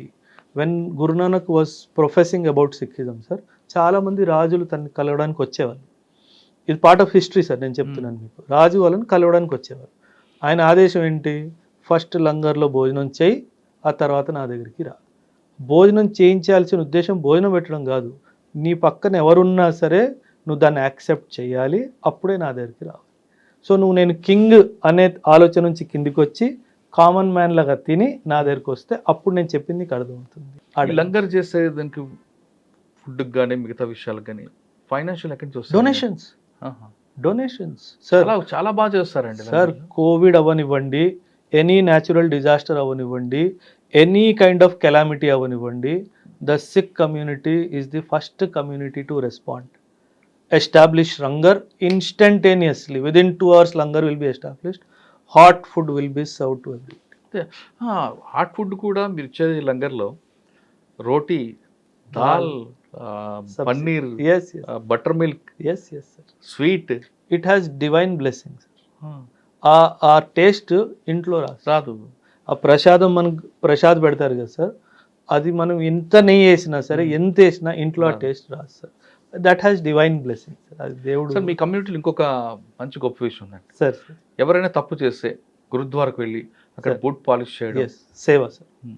So it is called you know, మనం ఏమైనా తప్పు చేస్తే దేవుడికి okay, I'm trying to understand that I have committed a mistake, నేను తప్పు చేశాను, దానికి నేను ఈ సేవ చేస్తాను. తప్పు చెయ్యకపోయినా చాలామంది వస్తారు సార్, ఆ స్పిరిట్తో వస్తారు. అంటే it is basically to bring a sense of equality. మన అందరూ ఒక్కలే. నేను ఇంకొకటి బూట్ పాలిష్ చేస్తున్నందుకు నేను చిన్నోడిని అయిపోను. ఆ డైమెన్షన్ ఆఫ్ థాట్ కూడా. మనం మీ ప్రొఫెషన్లోకి వద్దాం సార్.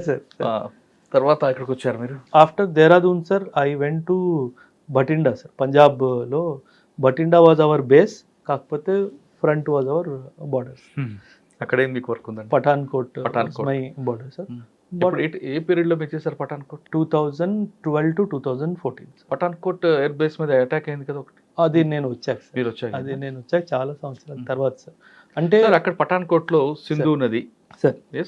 సింధు అవతల వైపు పాకిస్తాన్, ఇవతల వైపు మన ఇండియా. అవును సార్. అది ఎక్కడో పుట్టి పాకిస్తాన్ లో కలుస్తుంటది నది. అవును సార్. ఇంత ఫ్రీ మూవ్మెంట్ ఉన్నప్పుడు మనకి విజిలెన్స్ అక్కడ ఇంటెలిజెన్స్ ఉండదంటారా? ఎవరు మూవ్మెంట్ ఉందనేది ఉంటుంది సార్. బట్ కాకపోతే రాత్రులప్పుడు, వెదర్ బాగాలేనప్పుడు ఎనిమీ కూడా ఇవన్నీ చూసుకొని అటాక్ చేస్తాడు సార్.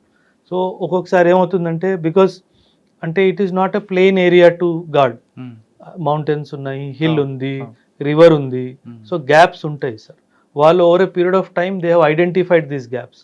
ఆ గ్యాప్స్ని వాడి లోపల సార్ అక్కడ టెరైన్ కూడా చాలా డిఫికల్ట్ టెరైన్, చాలా డిఫికల్ట్. మరి అంత దీంట్లో వాడు కమిట్మెంట్ తో వస్తాడా లేదు దేనికి వస్తుంటాడండి? అంటే సార్ రావడమే కష్టం, వచ్చిన తర్వాత ఐడియాలజికలీ డ్రివన్ కదా సార్. వాళ్ళ ఒక ఐడియాలజికల్ని వాళ్ళని బ్రెయిన్ వాష్ చేసి వాళ్ళకి ఏదో డబ్బు ఇచ్చి ఏదో చేసి పంపిస్తారు సార్. వస్తున్న వాడికి తెలుసు సార్ చనిపోతానని, ఇవాళ కాతే రేపు చనిపోతానని క్లారిటీ వాడికి ఉంటుంది సార్. అక్కడ చాలా పరిస్థితులు బాగాలేవు సార్. అంటే వాళ్ళకి ఎలా అంటే ఒక ఫిదాయిన్ అటాక్ అంటాం, సూసైడ్ మిషన్కి వెళ్తే కనుక ఒక 50 లక్షలను 40 లక్షలను చెప్పి ఇంట్లో ఇచ్చేస్తారు సార్. దానికి ఆశ పడిపోయి యూత్ వచ్చేస్తారు. అదొక్క డైమెన్షన్ కూడా చాలా డిస్టర్బింగ్. తర్వాత పూంచ్ సెక్టార్ లో సార్ ఎక్కువగా అండర్ గ్రౌండ్ నుంచి కూడా వస్తుంటారు. టనల్స్ క్రియేట్ చేసుకున్నారు sir over period of time. 75 years లో టనల్స్ డిగ్ చేసేసుకున్నారు సార్. సో పైన ఫెన్స్ ఉంది, కింద నుంచి వచ్చేస్తున్నారు సార్. సో ఆ ఒక్క డైమెన్షన్ కూడా చాలా విచారించాల్సిన డైమెన్షన్ సార్. మీరు టైం కాకుండా తర్వాత డ్రోన్స్ అటాక్ స్టార్ట్ చేస్తారు. ఇప్పుడు this is the latest trend sir. దాన్ని మరి బ్రేక్ చేయొచ్చా మన వాళ్ళు? డ్రోన్ క్యాచర్స్ అని చాలా ఎక్విప్మెంట్స్ వచ్చేసాయి సార్. డ్రోన్ ని జామ్ చేయొచ్చు సార్, మనం కంట్రోల్లో తీసేసుకోవచ్చు. సో కాకపోతే ఇట్ ఈస్ ఇంకా ఇవాల్వ్ అవుతుంది సార్. డ్రోన్ థ్రెట్ ఇవాల్వ్ అవుతుంది, దానికి డిఫెన్స్ మెకానిజం కూడా ఇవాల్వ్ అవుతుంది sir. It will take another 2-3 years time. ఇప్పుడు కూడా డ్రోన్ నెట్స్ వచ్చేసాయి. అవునా? వచ్చేసాయి సార్. వాళ్ళు పాకిస్తాన్ మిలిటరీ మనల్ని డిస్టర్బ్ చేయడానికి, వాళ్ళ ఎగ్జిస్టెన్స్ చూపించుకోవడానికి ఇటువంటి ఇష్యూస్ చేస్తుంటారు. అవును సార్. ఇప్పుడు మన వాళ్ళు కూడా అటువైపు చేస్తుంటారు ఏమైనా సర్జికల్ స్ట్రైక్స్? చాలా అవన్నీ చెప్పుకోలేము కానీ చాలా చేస్తాం. I was also part of one of the. ఏదో ఒకటి చెప్పండి, రివీల్ చేయకూడదంటే వద్దు. అంటే ఇన్సిడెంట్ ఏంటంటే సార్, ఇన్ఫ్యాక్ట్ కొన్ని రోజుల ముందు నేను నా స్టూడెంట్స్తో కూడా డిస్కస్ చేశాను. బ్యాట్ యాక్షన్ అంటారు సార్, బటాలియన్ యాక్షన్ టీమ్ అంటారు. రాత్రులు వచ్చి మనం ఒక సింగిల్ పోస్ట్ మీద అటాక్ చేసి వాళ్ళ తల నరికి తీసుకెళ్ళిపోవడం ఇవన్నీ జరుగుతాయి సార్. సో దానికి ప్రతీకారంగా ఒక ఆపరేషన్ లాంచ్ చేశాం sir. I lead that operation. వాళ్ళు 2 తీసుకెళ్లారు సార్, మేము 4 తీసుకొచ్చాం ఏ సెక్టార్లో. సో ఇవన్నీ జరుగుతాయి సార్. ఎందుకంటే మన ట్రూప్స్లో ఒక ఆక్రోషం ఉంటుంది సార్. మన 2 తీసుకెళ్ళారు సార్, మనం 4 తీసుకురావాల్సిందే. సో వాళ్ళ స్పిరిట్ని డై అవ్వకుండా ఆ యాక్షన్స్ చేయాల్సి వస్తుంది. కానీ ఆర్మీలో ఒక సిద్ధాంతం చెప్తారండి, అంటే పగా ప్రతీకారాలు కాదు. అది యువర్ రైట్ సార్, మీరు అన్నది చాలా కరెక్టే సార్. ఒకవేళ మనం ఏమీ చేయలేదు అనుకోండి సార్, కూర్చొని ఉన్నాం అనుకోండి, ఆ troops will get demotivated. Okay, వాళ్ళ కోసం చేయాల్సి వాళ్ళ కోసం అన్నట్టుగా sir. See at the end of the day మనం వాళ్ళకి ట్రైనింగ్ ఇస్తుంది, వాళ్ళకంతా మైండ్ స్ట్రాంగ్ చేస్తుంది టు ఫైట్ కదా సార్.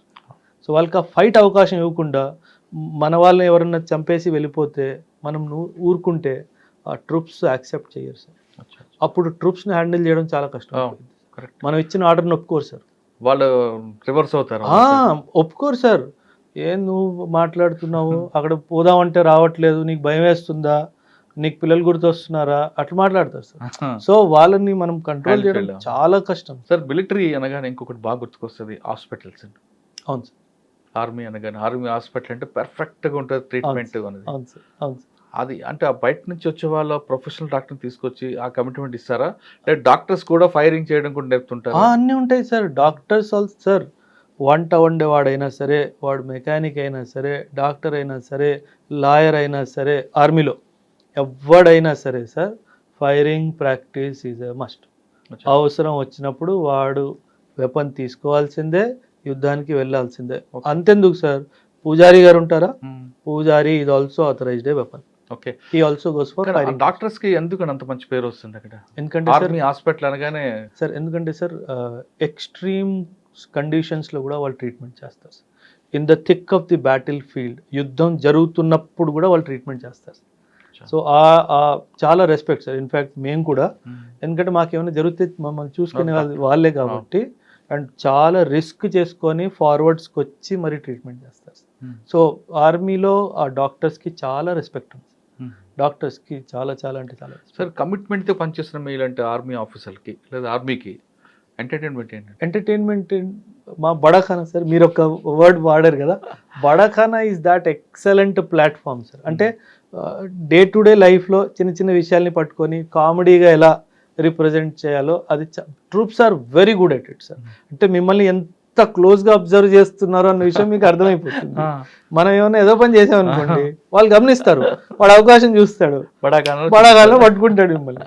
సో అది అలా, సో దట్ ఈస్ వెరీ, అంటే చాలా ఎంటర్టైనింగ్ ఉంటుంది. అది మనసులో పెట్టుకున్న ఆఫీసర్ పనిష్మెంట్ లేదు లేదు, బడాఖానాలో జరిగింది ఆ రాత్రికే మర్చిపోవడం అంతే. ఇంకా ఎప్పుడు అట్లా జరుగుతుంది. ఏం పెడతారండి food? Non veg, alcohol. Troops కి కావాల్సిందే ఆ రెండు sir, non veg, alcohol. Because చాలా కష్టపడతారు సార్, 18 to 19 అవర్స్ డైలీ వాళ్ళకి పని ఉంటుంది sir. So non veg and alcohol ఈ రెండు వాళ్ళకి ఇచ్చేస్తే డాన్స్ ఉంటుంది, చాలా హ్యాపీగా ఉంటుంది, చాలా హ్యాపీగా. డాన్స్ కూడా ఉంటుంది కదా. చాలా ఫైర్, మా క్యాంప్ ఫైర్ కాన్సెప్ట్ ఆర్మీ నుంచే వచ్చింది సార్. అవును, ఆ క్యాంప్ ఫైర్ అన్నది చాలా బాగుంటుంది సార్. అది okay, I miss that. Direct తర్వాత ఎక్కడికి వచ్చారండి? ఇంక నేను అయిపోయింది సర్వీస్ అయిపోయింది. ఎందుకు మరి కంటిన్యూ చేయలేదు మరి? సార్ యాక్చువల్లీ రెండు కారణాలు sir. After 10 years of service మేజర్గా తర్వాత అడ్మినిస్ట్రేటివ్ వర్క్ ఎక్కువ అయిపోయింది సార్. అంటే ఫీల్డ్ వర్క్ తగ్గిపోయి అడ్మినిస్ట్రేటివ్ వర్క్ అయిపోవడము. సో నేను దానికోసం వెళ్ళలేదు సార్ ఆర్మీకి. So I decided now it is time to leave the army. And కొంచెం అమ్మకు కూడా హెల్త్ బాగుండట్లేదు, సో ఎవరు చూసుకునేవారు లేరు అనుకొని ఇంకా 10 years తర్వాత వచ్చేసాను. 10 years తర్వాత ఎవరు చేసినా షార్ట్ సర్వీస్ సార్. నేను వెళ్ళింది షార్ట్ సర్వీస్ కాబట్టి నాకు ఆప్షన్ ఉంది సార్, 10 years తర్వాత పర్మనెంట్ కమిషన్ తీసుకునే ఆప్షన్. దాని తర్వాత పొడిగించుకోవాలనుకుంటే చేసుకోవచ్చు. 20 years కమిషన్, మొత్తం పర్మనెంట్ కమిషన్ తీసేసుకోవచ్చు సార్, కానీ నేను తీసుకోలేదు. నా అప్లికేషన్ ఫర్ వదిలేసి రావడానికి 3 సార్లు రిజెక్ట్ అయిపోయింది sir. I was doing very well, ఇంత బాగా చేసావు, కోర్సెస్లో అన్నిట్లో నువ్వు గోల్డ్ మెడలిస్ట్ ఉన్నావు, రిపోర్ట్స్ అన్నీ ఎక్సలెంట్గా ఉన్నాయి, ఎందుకు వదిలేస్తావు అనుకుంటున్నావు. సో నాకు నేను బేసిక్ ట్రైనింగ్లో ఉన్నప్పుడు ఎవరైతే ఇన్స్ట్రక్టర్ ఉన్నారో తనే మా డిసైడింగ్ ఆఫీసర్ అప్పుడు, వీడికి ఇవ్వాలా వద్దా అనేసి. ఫస్ట్ టైం అయితే అసలు వెళ్ళిన రోజే రిజెక్ట్ అయ్యి వచ్చేసింది. నేను అన్నాను ఏంటి ఇంత తొందరగా వచ్చేసింది, రిజెక్ట్ అయిపోయింది. అయితే నేను అప్పుడు ఆర్మీ ఇంటర్కామ్ కనెక్షన్స్ ఉంటాయి, మొబైల్స్ అప్పుడు అంత లేవు సార్. సో ఎవరు అంటే ఆయన ఆఫీసర్ పేరు చెప్పాడు, ఎందుకు రిజెక్ట్ అయిందని నాకు అర్థమైపోయింది sir. Because he liked me very much as an officer and he wanted me to continue. But నాకు ఒక స్టేట్మెంట్ ఇచ్చాడు ఆయన, you are doing injustice to the country by leaving Oberoi. నాకు అది చాలా బాధ వేసింది సార్. అయితే అమ్మ కొంట్లో బాగాలేదు sir. So I would have lost my mother sir. నేను అప్పుడు రాకపోతే మాత్రం అమ్మ had cancer and all sir. చూసుకునే వాళ్ళు ఎవరు లేరు, ఉన్నారు సార్ ఇప్పుడు బాగున్నారు, పర్వాలేదు. సూపర్ పర్వాలేదు సార్. సాధారణంగా ఆర్మీ ఆఫీసర్లు బయటకు వచ్చిన తర్వాత సార్ మంచి మంచి ప్రొఫెషనల్ ఉంటాయండి వాళ్ళు. అవును సార్. ఎక్స్ ఆర్మీ ఆఫీసర్ అనగానే చీఫ్ సెక్యూరిటీ ఆఫీసర్ అనుభవిస్తారు, లక్షల్లో జీతాలు ఉంటాయి సార్. నాకు ఓబ్రాయ్ హోటల్స్ వాళ్ళ ఆఫర్ వచ్చింది సార్ 2015లో, 66 lakhs ప్యాకేజ్ ఇస్తాను పర్. బెంగళూరులో హెడ్ ఆఫీస్లో ఉండాలి, manage all the Oberoi hotels in Asia Pacific. మరి అటువంటి కల్చర్, అటువంటి కార్పొరేట్ సెక్టర్ వదులుకొని ఇన్స్టిట్యూట్ పెట్టాలి, పిల్లలందరికీ సివిల్స్ ప్రిపేర్ చేయించాలని ఆలోచన ఎందుకు వచ్చింది సార్? ఎందుకు వచ్చింది అంటే సార్ 2011లో నేను కూడా సివిల్స్ రాశాను సార్. సో యాక్చువల్లీ 2008-9లో ఒకసారి ఢిల్లీ వెళ్ళడం జరిగింది సార్. నేను వన్ ఆఫ్ మై ఫ్రెండ్ని మీట్ అవ్వడానికి వెళ్ళాను. తను యూపీఎస్సీకి ప్రిపేర్ అవుతుంది అన్నట్టుగా ఒక ఇన్స్టిట్యూట్కి వెళ్ళాను సార్ ఢిల్లీలో. అది చాలా పెద్ద ఇన్స్టిట్యూట్ సార్, అందుకే పేరు తీసుకోవట్లేదు. కాకపోతే అంటే ఎంత కమర్షియల్ అనిపించిందంటే, మనం ఇప్పుడు రత్నదీప్కి వెళ్ళి సామాన్ అయినా కొనుక్కుంటాము సార్, అంటే బాస్కెట్లో వేసుకొని వచ్చి బిల్లు చేసుకొని బయటకు వస్తామా, అక్కడ కూడా అంతే సార్. ఏం కావాలి, ఇది కావాలా, ఓకే 2.5 లక్షలు కట్టయి, ఈ 4 బుక్కులు తీసుకో వెలుగు. బ్యాచ్ ఎప్పుడు స్టార్ట్ అవుతుంది? 4 నెలల తర్వాత స్టార్ట్ అవుతుంది. 4 నెలల ముందు డబ్బులు తీసేసుకుంటాడు. అంటే మీరు ఎలా చెప్తారు, ఈ షెడ్యూల్ ఏంటి, ఆ ఫ్యాకల్టీ ఏంటి, అవన్నీ చెప్పే వాళ్ళకి టైము లేదు, ఏమీ లేదు సార్. ఏంటిది ఇంత కమర్షియల్గా ఉంది అని చెప్పేసి తను అడిగితే యూపీఎస్సీ అంతేరా అన్నట్టుగా మాట్లాడింది. 2010లో సార్ యూపీఎస్సీ వాళ్ళు ఒక limited competitive examination for IPS officers అన్నట్టుగా ఒక నోటిఫికేషన్ జారీ చేశారు సార్. ఆ ఎగ్జామ్ నేను రాసి పాస్ కూడా అయ్యింది సార్. కాకపోతే గవర్నమెంట్ చేంజ్ అవ్వడం వల్ల ఇంకా అది పోయింది సార్. సో ఐపీఎస్ అపాయింట్మెంట్ వచ్చింది, జాయిన్ అవ్వాలి, రిజల్ట్ రిలీజ్ అయ్యింది, అంతా అయిపోయింది సార్. జాయినింగ్ ఇన్స్ట్రక్షన్స్కి ముందు దాన్ని for some government political reasons దాన్ని రద్దు చేశారు. సో దెన్ ఐ రియలైజ్డ్, అదైతే ఎవరైతే ఫ్రెండ్ ఉన్నారో తనే చెప్పారు, Oberoi if you have return the exam still did not get what you want, nature wants you to do something else. So అక్కడ నేను శ్రీ మేడంని కలవడము, ఇద్దరం కలిసి ఒక ఆలోచన, because she is also victim of the same institute which I told. So then we said it is too much commercial, let's bring something where students will get support. పిల్లలకి commercial angle కాకుండా ఒక hand holding యాంగిల్తో మన institute, మన teachers, మన mentors, మన ఒక student centric organisation పెట్టాలని చెప్పి ఫైనలీ ఇంకా నేను మేమిద్దరం కలిసి పెట్టాను. ఎప్పుడండి 2021 సార్, 20 2021. నేను 2014 నుంచి 2021-22 వరకు హైదరాబాద్లో ఉన్న ప్రతి ఆల్మోస్ట్ పెద్ద ఇన్స్టిట్యూట్స్లో నేను యాజ్ ఎ టీచర్ నేను వర్క్ చేశాను సార్. అంటే చెప్పకూడదు సార్, కానీ ప్రతి చోట నేను చూసింది ఓన్లీ కమర్షియల్ యాంగిల్ మాత్రమే. అంటే నేను ఒక ఇన్స్టిట్యూట్లో పనిచేసిన ఇన్స్టిట్యూట్ గురించి తప్పుగా మాట్లాడకూడదు, బట్ అక్కడ జరిగింది మాత్రం స్టూడెంట్స్కి అన్యాయమే sir.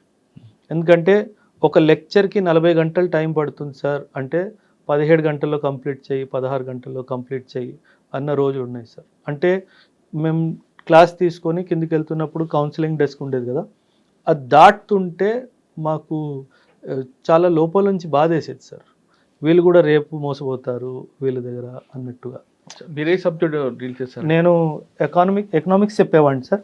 Internal security, international relations, ఈ 3-4 సబ్జెక్ట్. కరెంట్ అఫైర్స్ కూడా చాలా డెప్త్గా చెప్పాను. ఇప్పుడు ఎథిక్స్ అండ్ ఎస్ఏ సబ్జెక్ట్స్ కూడా నేను చెప్తాను సార్. సైకాలజీ కూడా చేస్తారా మీరు? సైకాలజీ ఆర్మీలో కోర్స్ చేయిస్తారు సార్. ప్రాపర్ కోర్స్ చేశాను, 3 లెవెల్స్ ఆఫ్ సైకాలజీ కోర్స్ చేశాను. దట్ ఈస్ హౌ ఎథిక్స్ మీద పట్టు చాలా బాగుంది. ఓకే, మీరు ఎకనామిక్స్ చెప్పారు కదా? అవును సార్. బాస్టర్ సిస్టమ్ గురించి చెప్పండి. దేని గురించి? Barter system sir. మన ఏమంటారు, మనీ ఇవాల్వ్ అయ్యే ముందు ఒక రైతు ఒక పంట పండించి ఇంకో రైతు ఇంకొక పంట పండించినప్పుడు వాళ్ళు ఒకరికొకరు ఎదురుగా నేను మార్పిడి సో దట్ వాజ్ ది, అంటే ఆ టైం మళ్ళీ వస్తుంది అని అనిపిస్తుంది సార్. అదే క్వశ్చన్ నెక్స్ట్. ఆ సిస్టమ్ బెస్ట్ అంటారా, కరెన్సీ సిస్టమ్ బెస్ట్ అంటారా? సార్ కరెన్సీ వల్ల ఏమైపోయింది సార్, మనం డబ్బు కూడబెట్టుకోవడం అన్నది స్టార్ట్ అయింది సార్. సమాజంలో ఇన్ఈక్వాలిటీ కరెన్సీ సిస్టమ్ వల్లనే వచ్చింది సార్. ఎందుకంటే బార్టర్ సిస్టమ్ ఒక పెద్ద అడ్వాంటేజ్ సార్. మీకు కావాల్సింది మీ దగ్గర ఉంటుంది, ఎదుటోడు కావాల్సింది ఎదుటోడి దగ్గర ఉంటుంది. అంటే మీకు ఇప్పుడు పిండి కావాలి, మీ దగ్గర రైస్ ఉంది కానీ పిండి కావాలి, మీరు ఇంత రైస్ ఇస్తే మీకు ఇంత పిండి వస్తుంది. మీరు దాన్ని హోల్డ్ చేసుకోవడానికి లేదు, అంటే ఎక్కువ ఇది చేసుకోవడానికి లేదు. మనీ వచ్చేసరికి, ఆ గోల్డ్ వచ్చేసరికి, మనీ వచ్చేసరికి ఎంత దొరికినా తక్కువ అన్నట్టుగా. కానీ ఇప్పుడున్న సిస్టంలో అది ఆ బార్టర్ సిస్టమ్ యూజ్ అవుతుంటారా? అంటే ఇప్పుడు జనరేషన్ మారింది, అంత ఫాస్ట్ కదా, గ్లోబలైజేషన్ అయిపోయింది కదా సార్. బార్టర్ సిస్టమ్ పని చేయకపోవచ్చు. రూరల్లో ఇప్పుడు కూడా పనిచేస్తుంది సార్. కొన్ని రూరల్ ఏరియాస్లో డబ్బు కాకుండా చాలామంది అయ్యా నేను ఇది తీసుకొచ్చానని చెప్పేసి, అయ్యా ఇది ఇవ్వు అని చెప్పేసి తీసుకెళ్ళాను. నేను చూశాను సార్, వెరీ రీసెంట్లీ కూడా చూసాను సార్. మీరు క్లాసులు చెప్పారు, స్టార్ట్ చేశారు. ఇన్స్టిట్యూషన్కి పెట్టాలని ఆలోచన మీకు 2018లో 2018-19 నుంచి ఉంది సార్. 2021లో ఫైనలీ 21లో ఫస్ట్ ఎక్కడ పెట్టారు? ఎంతమంది స్టూడెంట్స్తో స్టార్ట్ అయింది? అశోక్ నగర్లో పెట్టాను సార్. ఫస్ట్ 2021 అయితే ఫౌండేషన్ క్లాసెస్ ఏం నేను చెప్పలేదు సార్, ఓన్లీ మెంటర్షిప్ పెట్టాను సార్. మెంటర్షిప్ అంటే ఏంటంటే సార్, కాన్సెప్ట్ ఎలా తీసుకొచ్చామంటే సార్, నేను చెప్పాను కదా చాలామంది పిల్లలు మోసపోతున్నారు అనేసి. సో ఎవరెవరు ఎక్కడ మోసపోయినా సరే వాళ్ళ ప్రిపరేషన్లో మైనస్ ఐడెంటిఫై చేసి దాన్ని ప్లస్గా మార్చడం. అది ఆన్సర్ రైటింగ్ అయి ఉండొచ్చు, ఒక సబ్జెక్ట్ పరంగా అయి ఉండొచ్చు, ప్రిలిమ్స్ అయి ఉండొచ్చు, ఆలోచన విధానం అయి ఉండొచ్చు. ఇవన్నీ మార్చడానికి ఒక సంవత్సరం ఓన్లీ మెంటర్షిప్ నడిపేది సార్. నాకు చాలామంది పిల్లలు వచ్చారు సార్ దానికి. ఎందుకంటే ప్రతి ఒక్కరు మోసపోయారు సార్. అంటే మీరు అగైన్ మళ్ళీ చెప్పాలో వద్దో, అంటే బోర్డు మీద పెన్ను పెట్టకుండా ఇన్స్టిట్యూట్ నడిపిన వాళ్ళు కూడా ఇప్పుడు కూడా ఉన్నారు. అంటే మీరు లక్షల స్టూడెంట్స్ తీసుకొని మీరు బోర్డు మీద కూడా పెన్ను పెట్టకుండా, నేను ఈ సబ్జెక్ట్ మీద యూట్యూబ్ వీడియో చేశాను, ఆ యూట్యూబ్ వీడియో చూసుకోండి, ఏమైనా డౌట్ ఉంటే అడగండి, ఇదేం విధానం? ఇంకా మీరు ఇంకొక విషయం చెప్పలేకపోతున్నారు సార్. నేను చూసే చెప్తా ఒకటి సార్. సాధారణంగా సివిల్స్ అనగానే అశోక్ నగర్ క్రాస్ రోడ్స్ అందరు గుర్తొస్తారు. అవును సార్. రైట్. అది కాకుండా ఇప్పుడు కొంత ముందుకు వచ్చారు కొంతమంది సార్. ఇంకా మీలాంటి వాళ్ళు కానీ లేదా ఇంకొక కొంతమంది కానీ ఆ ప్రొఫెషన్ నుంచి అలవాటు పడిన వాళ్ళు ఉన్నారు, బాగా చదువుకునే వ్యక్తులు వచ్చారు. ఇప్పుడున్న కొన్ని ఇన్స్టిట్యూషన్లు అయితే వాళ్ళ బ్యాక్గ్రౌండ్ అసలు సంబంధం లేదు దానికి సార్. నేను వాళ్ళు చదివిన చదువు వేరు, వాళ్ళ గతంలో పనిచేసిన పని వాళ్ళ అదంతా వేరే, వాళ్ళు వచ్చి ఇన్స్టిట్యూషన్ పెడుతున్నారండి సార్. మీకు మాట చెప్పనా, ఒక అబ్బాయి నా దగ్గర ఎకానమీ చెప్తాను అన్నట్టు వచ్చాడు సార్. నాకు ఒక రూల్ ఉంది సార్ ఇన్స్టిట్యూట్లో, డెమో నేను తీసుకుంటా, క్వశ్చన్ నేను అడుగుతా, నువ్వు చెమటలు పట్టకుండా సమాధానం ఇస్తే తీసుకుంటా. This is my policy sir. ఒక అబ్బాయి వచ్చాడు, ఒక సబ్జెక్ట్ మీద బ్యాలెన్స్ ఆఫ్ పేమెంట్ మీద తీసుకుంటా అన్నాడు. నేను కొన్ని క్వశ్చన్లు అడిగాను, దేనికి సమాధానం ఇవ్వలేకపోయాడు సార్. అయితే పర్లేదమ్మా, డోంట్ వరీ, కొంచెం చదువుకోనరా అని ఈ బుక్ నేను మీకు ఆ చాట్స్ కూడా చూపిస్తాను, ఆ బుక్లు కూడా పంపించా. ఈ బుక్స్ చదువు, ఒక 6 months తర్వాత మళ్ళీ చూద్దాంలే అన్నట్టుగా పంపించేసాను. 3 months తర్వాత నేను సడన్గా ఒకరోజు తను ఏదో స్టేటస్ పెట్టాడు. నేను స్టేటస్ చూసి ఏదో క్లాసెస్ అని పేరు పెట్టాడు. ఏంటిది అంటే, ఒక టీచర్గా నువ్వు పనికిరావు అని చెప్పిన వ్యక్తి ఈరోజు ఇన్స్టిట్యూట్ పెట్టి లక్షల్లో సంపాదిస్తున్నాడు. అంటే హౌ ఇస్ ఇట్ పాసిబుల్? అదే ఆ డేరింగ్ ఎక్కడి నుంచి వస్తుందండి వాళ్ళకి? అంటే సార్ ఇప్పుడు పిల్లల స్కూళ్ళు ఇంటర్మీడియట్ చదివిన వాళ్ళు స్కూల్ పెట్టారు, క్లాసులు తీసుకుంటారంటేనే మనం ఆలోచిస్తున్నాం. ఎగ్జాక్ట్ చిన్న పిల్లలు మోసం చేస్తున్నామని ఫీలింగ్ ఉంటుంది. అటువంటిది సివిల్స్ చదివే వాళ్ళకి, యూపీఎస్ వాళ్ళకి క్లాసులు చెప్తామని ఒక హోటల్లో పనిచేసే వ్యక్తో లేదంటే ఇంకెక్కడో పనిచేసిన వ్యక్తి ఇన్స్టిట్యూషన్ పెడతాడంటే అసలు అది మనం ఎలా మనం. నేను మొన్న అంజలి గారితో ఒక వీడియో చేస్తున్నప్పుడు చెప్పాను, మేడం ఒక డిబేట్ పెట్టండి మేడం, ఇన్స్టిట్యూట్ నడుపుతున్నారు కదా, రమ్మని చెప్పండి మేడం, లైవ్కి వెళ్ళిపోదామని చెప్పా. కొన్ని క్వశ్చన్లు నేను అడుగుతాను, వాళ్ళని కొన్ని క్వశ్చన్లు అడగమని చెప్పండి. వాళ్ళ సబ్జెక్ట్ లేదు కదా. ఇప్పుడు ఒక మీరే ఉన్నారు, లేదా ఒక హోటల్లో తీసుకుందామండి, హోటల్లో ఒక మాస్టర్ వస్తాద్ అంటారు, రైట్? సార్ ఆ వస్తాద్ అన్నిట్లో ఆయన గ్రిప్ ఉంటేనే వస్తాద్ అవుతాడు. అంతేగాని నేను క్లీనింగ్ చేశాను వస్తాద్ అవుతాను, నా కింద వాళ్ళు పంచాలంటే కాదు కదా, ఎవరు ఒప్పుకోరు. మరి ఒక హోటల్లోనే వస్తాదికి అంత ప్రిఫరెన్స్ ఉన్నప్పుడు ఒక దేశాన్ని నడిపే సర్వీస్ ఆఫీస్ వాళ్ళకి ట్రైనింగ్ ఇవ్వాలంటే ఆయనకి ఎంత స్టెప్ ముందు ఉండాలి సార్? ఇక్కడ అంటే మీరు చిన్న ఇన్సిడెంట్ సార్, మన ఇంటర్వ్యూ స్టార్ట్ అయ్యే ముందు నేను చెప్పాను కదా, టీఎస్పిఎస్సి Group 1 రిజల్ట్స్ వచ్చాయి సార్. మెయిన్స్ ఎగ్జామ్ ఉంది అక్టోబర్లో, ఓకేనా? మెయిన్స్ టెస్ట్ సిరీస్ అని ఒక ప్రోడక్ట్ తీసుకొచ్చింది సార్ మార్కెట్.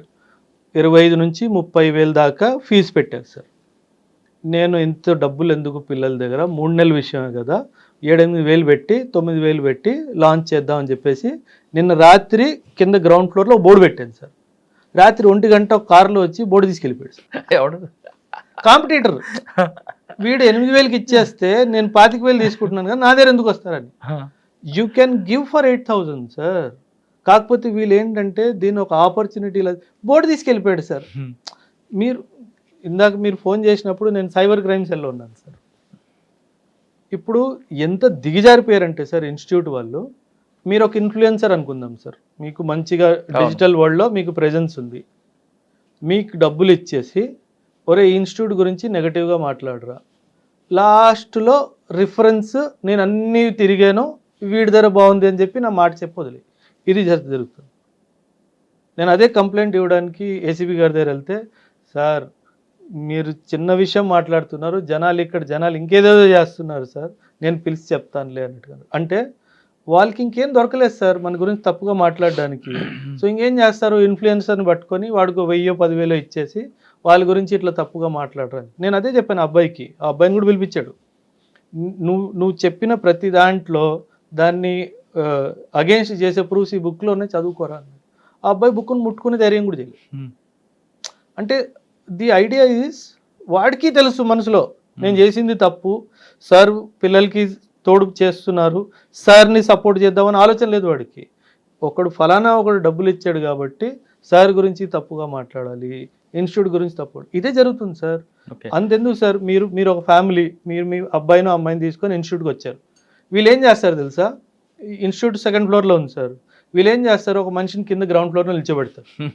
వాడు ఏం చేస్తాడు, మీరు కింద దిగంగానే సార్ అంత చెప్పారు, ₹1,00,000 చెప్పారా, పదండి సార్ నేను 60,000 ఇప్పిస్తానని చెప్పేసి తీసుకెళ్ళిపోతాను. అంటే అక్కడ బ్రోకర్ ఉంటాడు. అంటే చాలా దిగజారిపోయారు సార్. అంటే ఏం చేస్తున్నారో ఇవన్నీ కెమెరాలో చెప్తే బాగోదు సార్. ఓకే సార్, ఇప్పుడు మీరు మీ ఇన్స్టిట్యూట్స్ పెట్టారు, ఫస్ట్ బ్యాచ్ స్టార్ట్ అయింది, ఇప్పుడు ఎన్నో బ్యాచ్ ఉందండి? ఇది ఇప్పుడు జూలై స్టార్ట్ అవుతే 10th బ్యాచ్ సార్. జూలై 29వ తారీఖుని ఒక బ్యాచ్కి ఎంత స్ట్రెంగ్త్ వస్తుందండి? 60 to 80. Okay, 60 to 80. ఇప్పుడున్న బ్యాచ్లో మీకు ది బెస్ట్ బ్యాచ్ ఎప్పుడండి, ఎప్పుడు వచ్చింది? ఈ సంవత్సరం ఏప్రిల్ బ్యాచ్ సార్, ఇంకా జరుగుతుంది. ఇన్ఫ్యాక్ట్ నిన్నే నేను మ్యామ్తో డిస్కస్ చేస్తున్నాను. పిల్లలు ఒక్కొక్కసారి అలా వస్తుంది సార్, అంటే ఫ్రెష్ పిల్లలు, వాళ్ళకి ఏ అవగాహన లేదు యూపీఎస్సీ సంబంధించి, 3 నెలలు అవుతుంది. అంటే ఎకానమిక్ క్లాసెస్ జరుగుతున్నాయి సార్, అంటే కర్వ్స్ మీద, లారెన్స్ కర్వ్ అంటే ఏంటి, గినీ కోఎఫిషియంట్ కర్వ్ అంటే ఏంటి, పిల్లలు ఎంత బ్రహ్మాండంగా రాశారు తెలుసా. And I'm like surprised. నాకు చిన్న డౌట్ వచ్చింది సార్.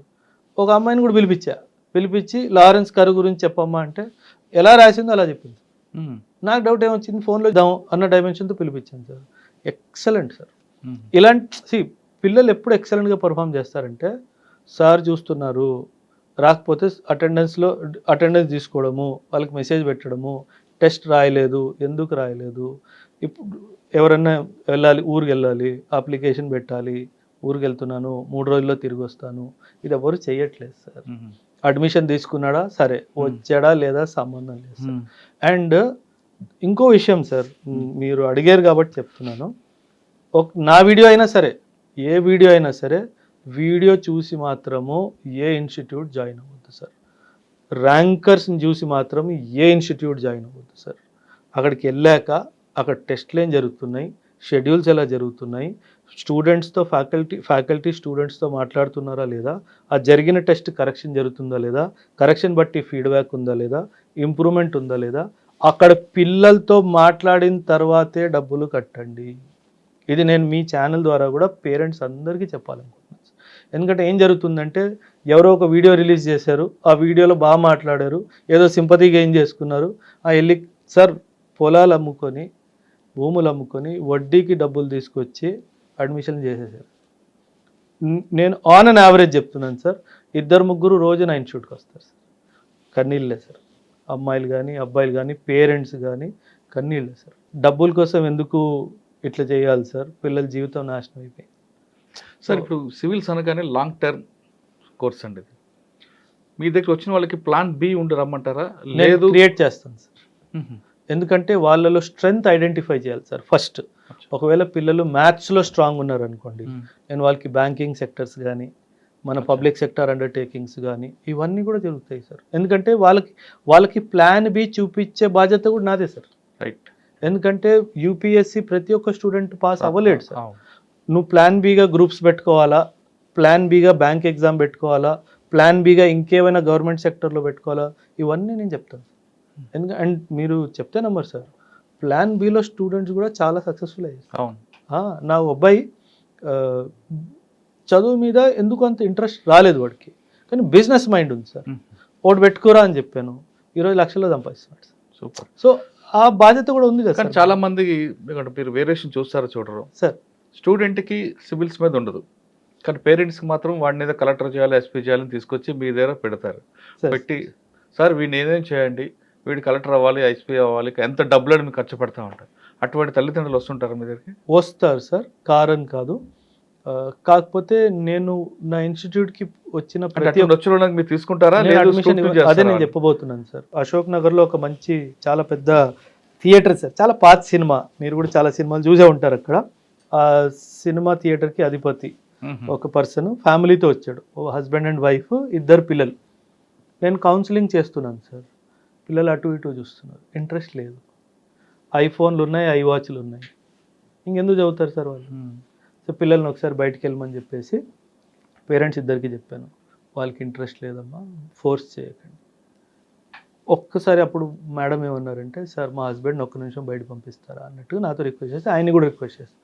తను ఏమన్నారు తెలుసా సార్, డబ్బులు ఉన్నాయి సార్, డబ్బులు లేవని కాదు, హస్బెండ్ కూడా పెద్దగా ఏం చదువుకోలేదు, కానీ నేను వచ్చిన కుటుంబం చాలా చదువుకున్నవాళ్ళు సార్. నా పిల్లలు చదువుకొని ఏమన్నా హోదాలో ఉండాలి అన్న నా ఆశ సార్, దానికే తీసుకొచ్చాను అన్నట్టు చెప్పారు.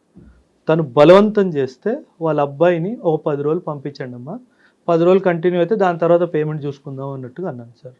2 రోజులు వచ్చాడు సార్, 3వ రోజు రాలేదు. సో నేను తలుచుకుంటే వాళ్ళిద్దరు డబ్బులు తీసుకొని వస్తారండి, నాకు సంబంధం లేదని అనవచ్చు సార్. కాకపోతే చాలా సార్లు నేను రిజెక్ట్ చేసింది సార్. మీ దగ్గరకు వచ్చిన స్టూడెంట్స్లో ప్రిలిమ్స్ పాస్ అయ్యారు అనుకోండి, వాళ్ళకి మెయిన్స్ సంబంధించినంత టఫ్ ఇచ్చుకుంటూ వాళ్ళకి బాగా మోటివేషన్ చేస్తారు. మెయిన్స్ కూడా అయ్యారు అనుకోండి, ఇంటర్వ్యూ మాక్ ఇంటర్వ్యూలు పెడుతూ వాళ్ళకి లాస్ట్ వరకు మీరు సపోర్ట్ చేస్తారు. ప్రిలిమ్స్ లోనే పోయిన వాళ్ళకి ఏం చెప్తారు? Mentorship program sir.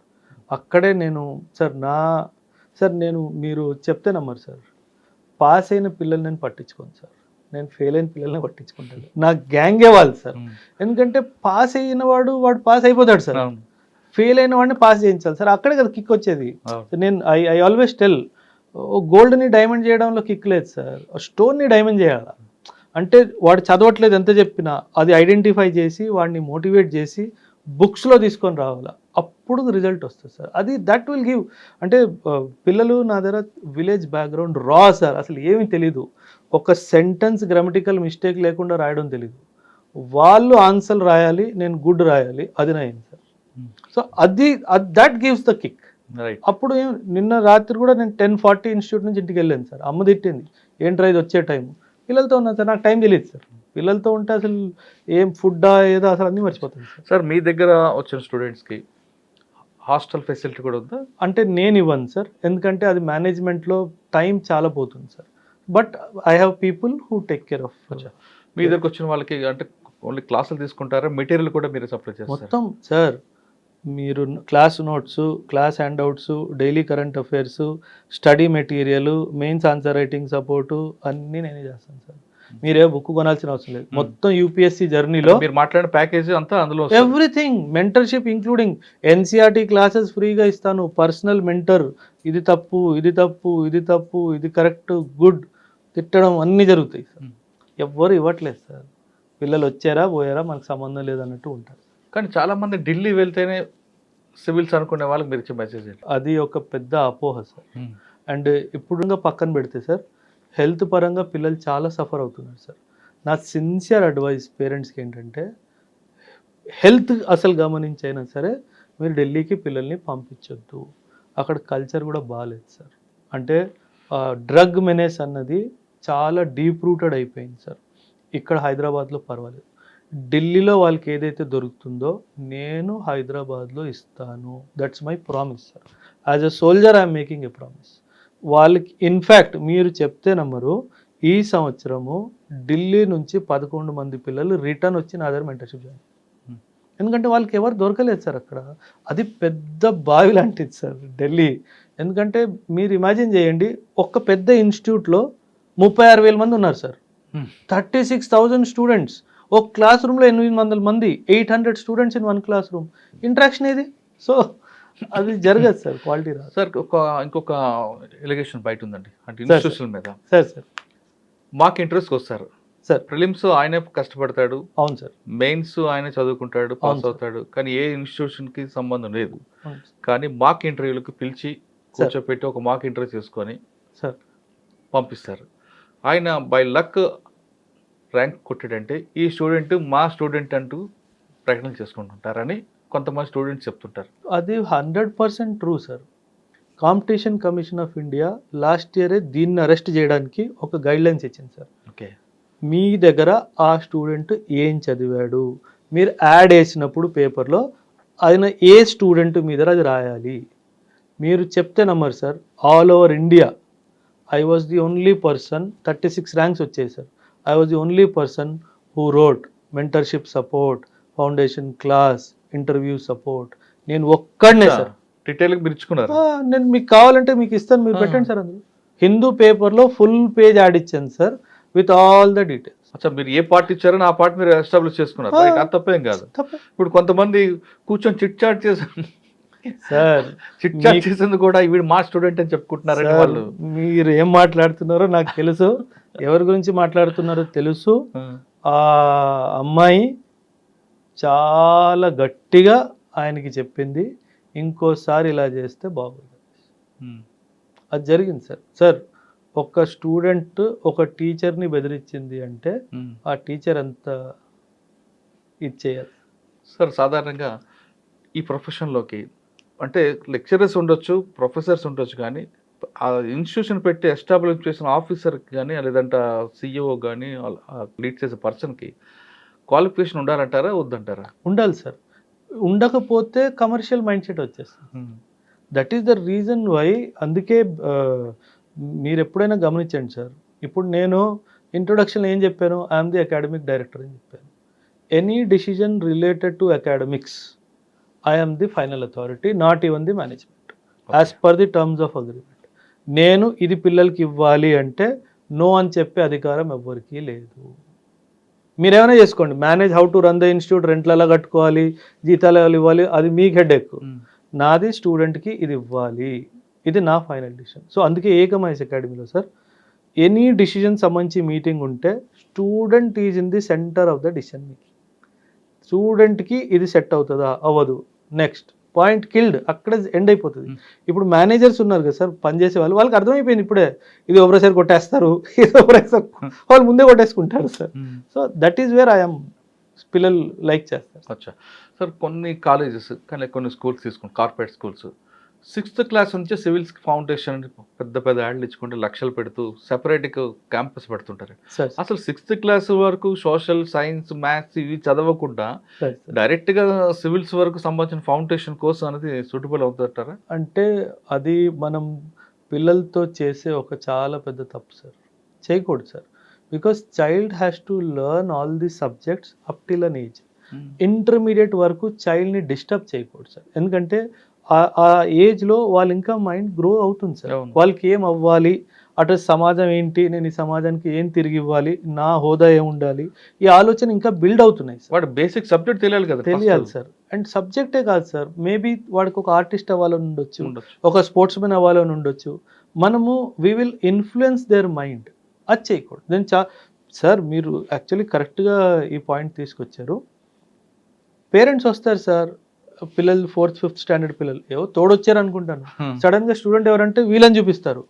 నేను లిటరలీ తిట్టి పంపిస్తాను సార్. ఇంకొకసారి నాకు కానీ ఇన్స్టిట్యూట్ కానీ ఫోన్ చేస్తే బాగోదు, బట్ వేరే ఇన్స్టిట్యూట్ వాళ్ళు అడ్మిషన్ తీసుకుంటున్నారు, మీరు చెప్తే నమ్మరు sir. 3rd class student degree student ఒకే క్లాస్ అటెండ్ అవుతున్నారు. అంటే parents have lost it sir. Institute వాడికి ఏముంది, డబ్బు వస్తుంది, వాడికి 25,000 30,000 నెలకు అంటాడు, సంవత్సరానికి అంటాడు, వాడు పెద్దగా అయ్యేంత వరకు వస్తూనే ఉంటాయి కదా సార్ డబ్బు. గుడ్డిగా డబ్బులు వేసేస్తున్నారు సార్. అంటే అదొక క్రేజ్ అయిపోయింది సార్. కానీ అది నేను సపోర్ట్ చేయను sir, never never sir, never. Intermediate okay, intermediate తర్వాత okay, but not before intermediate. అది నేను ఎప్పటికీ సపోర్ట్ చేయను సార్. ఫైనల్గా చెప్పండి, హైదరాబాద్లో చాలా ఇన్స్టిట్యూషన్ ఉన్నాయి సార్ సివిల్స్ సంబంధించింది, సార్. ఎక్కడ చూసినా సరే మనం మష్రూమ్స్ లాగా కనిపిస్తుంది. అవును సార్. కానీ మీ దగ్గర ఎందుకు చేరాలి సార్? సింపుల్ సార్, నేను మీ ర్యాంక్ అయితే గ్యారంటీ చేయను సార్. మీకు బాగా నేర్పిస్తాను, అన్నీ బాగా చెప్తాను. ఏ రోజు యాజ్ ఎ స్టూడెంట్ కానీ మీరు పేరెంట్స్కి కాల్ చేసి నాన్న తప్పు జరిగిపోయింది, మనం తప్పు ప్లేస్లో వచ్చాము అని చెప్పే అవకాశం మీకు ఇవ్వండి సార్. యాజ్ ఎ నేను ఎప్పుడు చెప్తాను sir, I don't deal with any financial part of the institute. నేను యాజ్ ఎ టీచర్గానే ఉంటాను సార్ ఎప్పుడు పిల్లలకి. వాళ్ళకి ఎటువంటి ప్రాబ్లం వచ్చినా సబ్జెక్ట్ పరంగా కానీ పర్సనల్ పరంగా కానీ I'm always there for them. In the past కూడా ఉన్నాను, ఇన్ ద ఫ్యూచర్ కూడా ఉంటాను. నేను ఎందుకు నేను నా దగ్గరికే రండి అని నేను అనట్లేదు సార్. నా దగ్గరికి వచ్చిన వాళ్ళని నేను 100% నిజాయితీగా వాళ్ళు కట్టిన డబ్బులకి నేను తిరిగి 10 రెట్లు ఎడ్యుకేషన్ ఇస్తాను. ఎడ్యుకేషన్ ఒక్కటే కాదు sir, my army experience use చేసి వాళ్ళ పర్సనాలిటీ మీద కూడా నేను చాలా వర్క్ చేస్తాను. యాక్చువల్లీ ఒక పేరెంట్ వచ్చాడు సార్, ఒక అబ్బాయిని తీసుకొని అడ్మిషన్ తీసుకున్నాడు సార్. ఒక 14-15 డేస్ తర్వాత తిరిగి వచ్చాడు సార్. నేను ఏదో ఇష్యూ ఉందేమో అనుకొని 2 సార్లు కూర్చోమంటే, సార్ ఆ అబ్బాయి జాయిన్ అవుతాడంటే ఏదో వచ్చాను సార్, ఏదో వీడు సరదా కదా అని చెప్పేసి అన్నాను. అబ్బాయి మారిపోయాడు సార్ 2 వీక్స్లో అన్నాడు. ఏం మారిపోయాడు సార్ అంటే, ఎప్పుడు టీవీ చూసుకుంటూ కూర్చోవడము, క్యాజువల్గా ఫోన్లో టాక్స్ చేయడము. ఇప్పుడు మేము టీవీ చూస్తుంటే టీవీ కట్టేస్తున్నాడు సార్, నేను చదువుకుంటాను మీకు కనిపించట్లేదు అనేసి. అంటే ఆ మైండ్తో ప్లే చేయాలి సార్. పిల్లలకి చదువు ఎందుకు ఇంపార్టెంట్, ఆ డైమెన్షన్ నేర్పిస్తే కానీ పిల్లలు అర్థం చేసుకోవచ్చు. అందుకే స్టార్టింగ్లో ఒక 10 to 15 days I only try to build their personality sir. అది నా యూఎస్పీ సార్. జనాలు ఏం చేస్తారు, ఫస్ట్ డే నుంచి క్లాసులు అన్నట్టుగా, అది నేను చెయ్యను సార్. అసలు యూపీఎస్సీ ఎందుకు, మీరు ఎందుకు అవ్వాలనుకుంటున్నారు, ఇవన్నీ వాళ్ళకి అవగాహన ఇస్తేనే కదా సార్ వాళ్ళు ఎందుకు వచ్చారు అన్న విషయం తెలుస్తుంది. సో ఇక్కడ నేను చాలా నా student sir maybe UPSC pass అవ్వకపోవచ్చు, కానీ ఆ సంవత్సరం నా స్టూడెంట్ ప్రిలిమ్సే ఫెయిల్ అయ్యాడు అనుకోండి, ఆ సంవత్సరం టాపర్ ఉన్నారనుకోండి, ఎదురు కూర్చోబెట్టండి, డిబేట్లో నా స్టూడెంట్ ఓడిచ్చేస్తాడు సార్. ఎందుకంటే ఆ లెవెల్ ఆఫ్ నాలెడ్జ్ నేను ఆ స్టూడెంట్కి మాత్రం పక్కాగా ఇస్తాను. యూపీఎస్సీలో పాస్ అవ్వడము చాలా ఫ్యాక్టర్స్ ఉన్నాయి సార్. అదృష్టం ఒక ఫ్యాక్టర్ ఉంది, టైమింగ్ ఆఫ్ ప్రిపరేషన్ ఒక ఫ్యాక్టర్ ఉంది, చాలా ఉన్నాయి సార్. కాకపోతే పాస్ ఫెయిల్ అనేది కాదు sir important. You come, you learn. Success is a by product. నేను ఎప్పుడు చెప్తాను నా స్టూడెంట్స్కి, సక్సెస్ వెనక పరిగెడితే అది రాదు.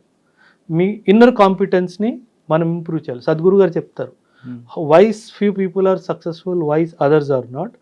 Because they did not work on their inner competency. Right. ఆ ఇన్నర్ కాంపిటెన్సీ మీద నేను పనిచేస్తాను సార్. మీరే స్టూడెంట్ అనుకోండి, మీరు వర్డ్ ఆఫ్ ఎక్స్ప్రెషన్లో వీక్గా ఉన్నారు, దాని మీద పనిచేస్తాను. So that is wear the difference comes.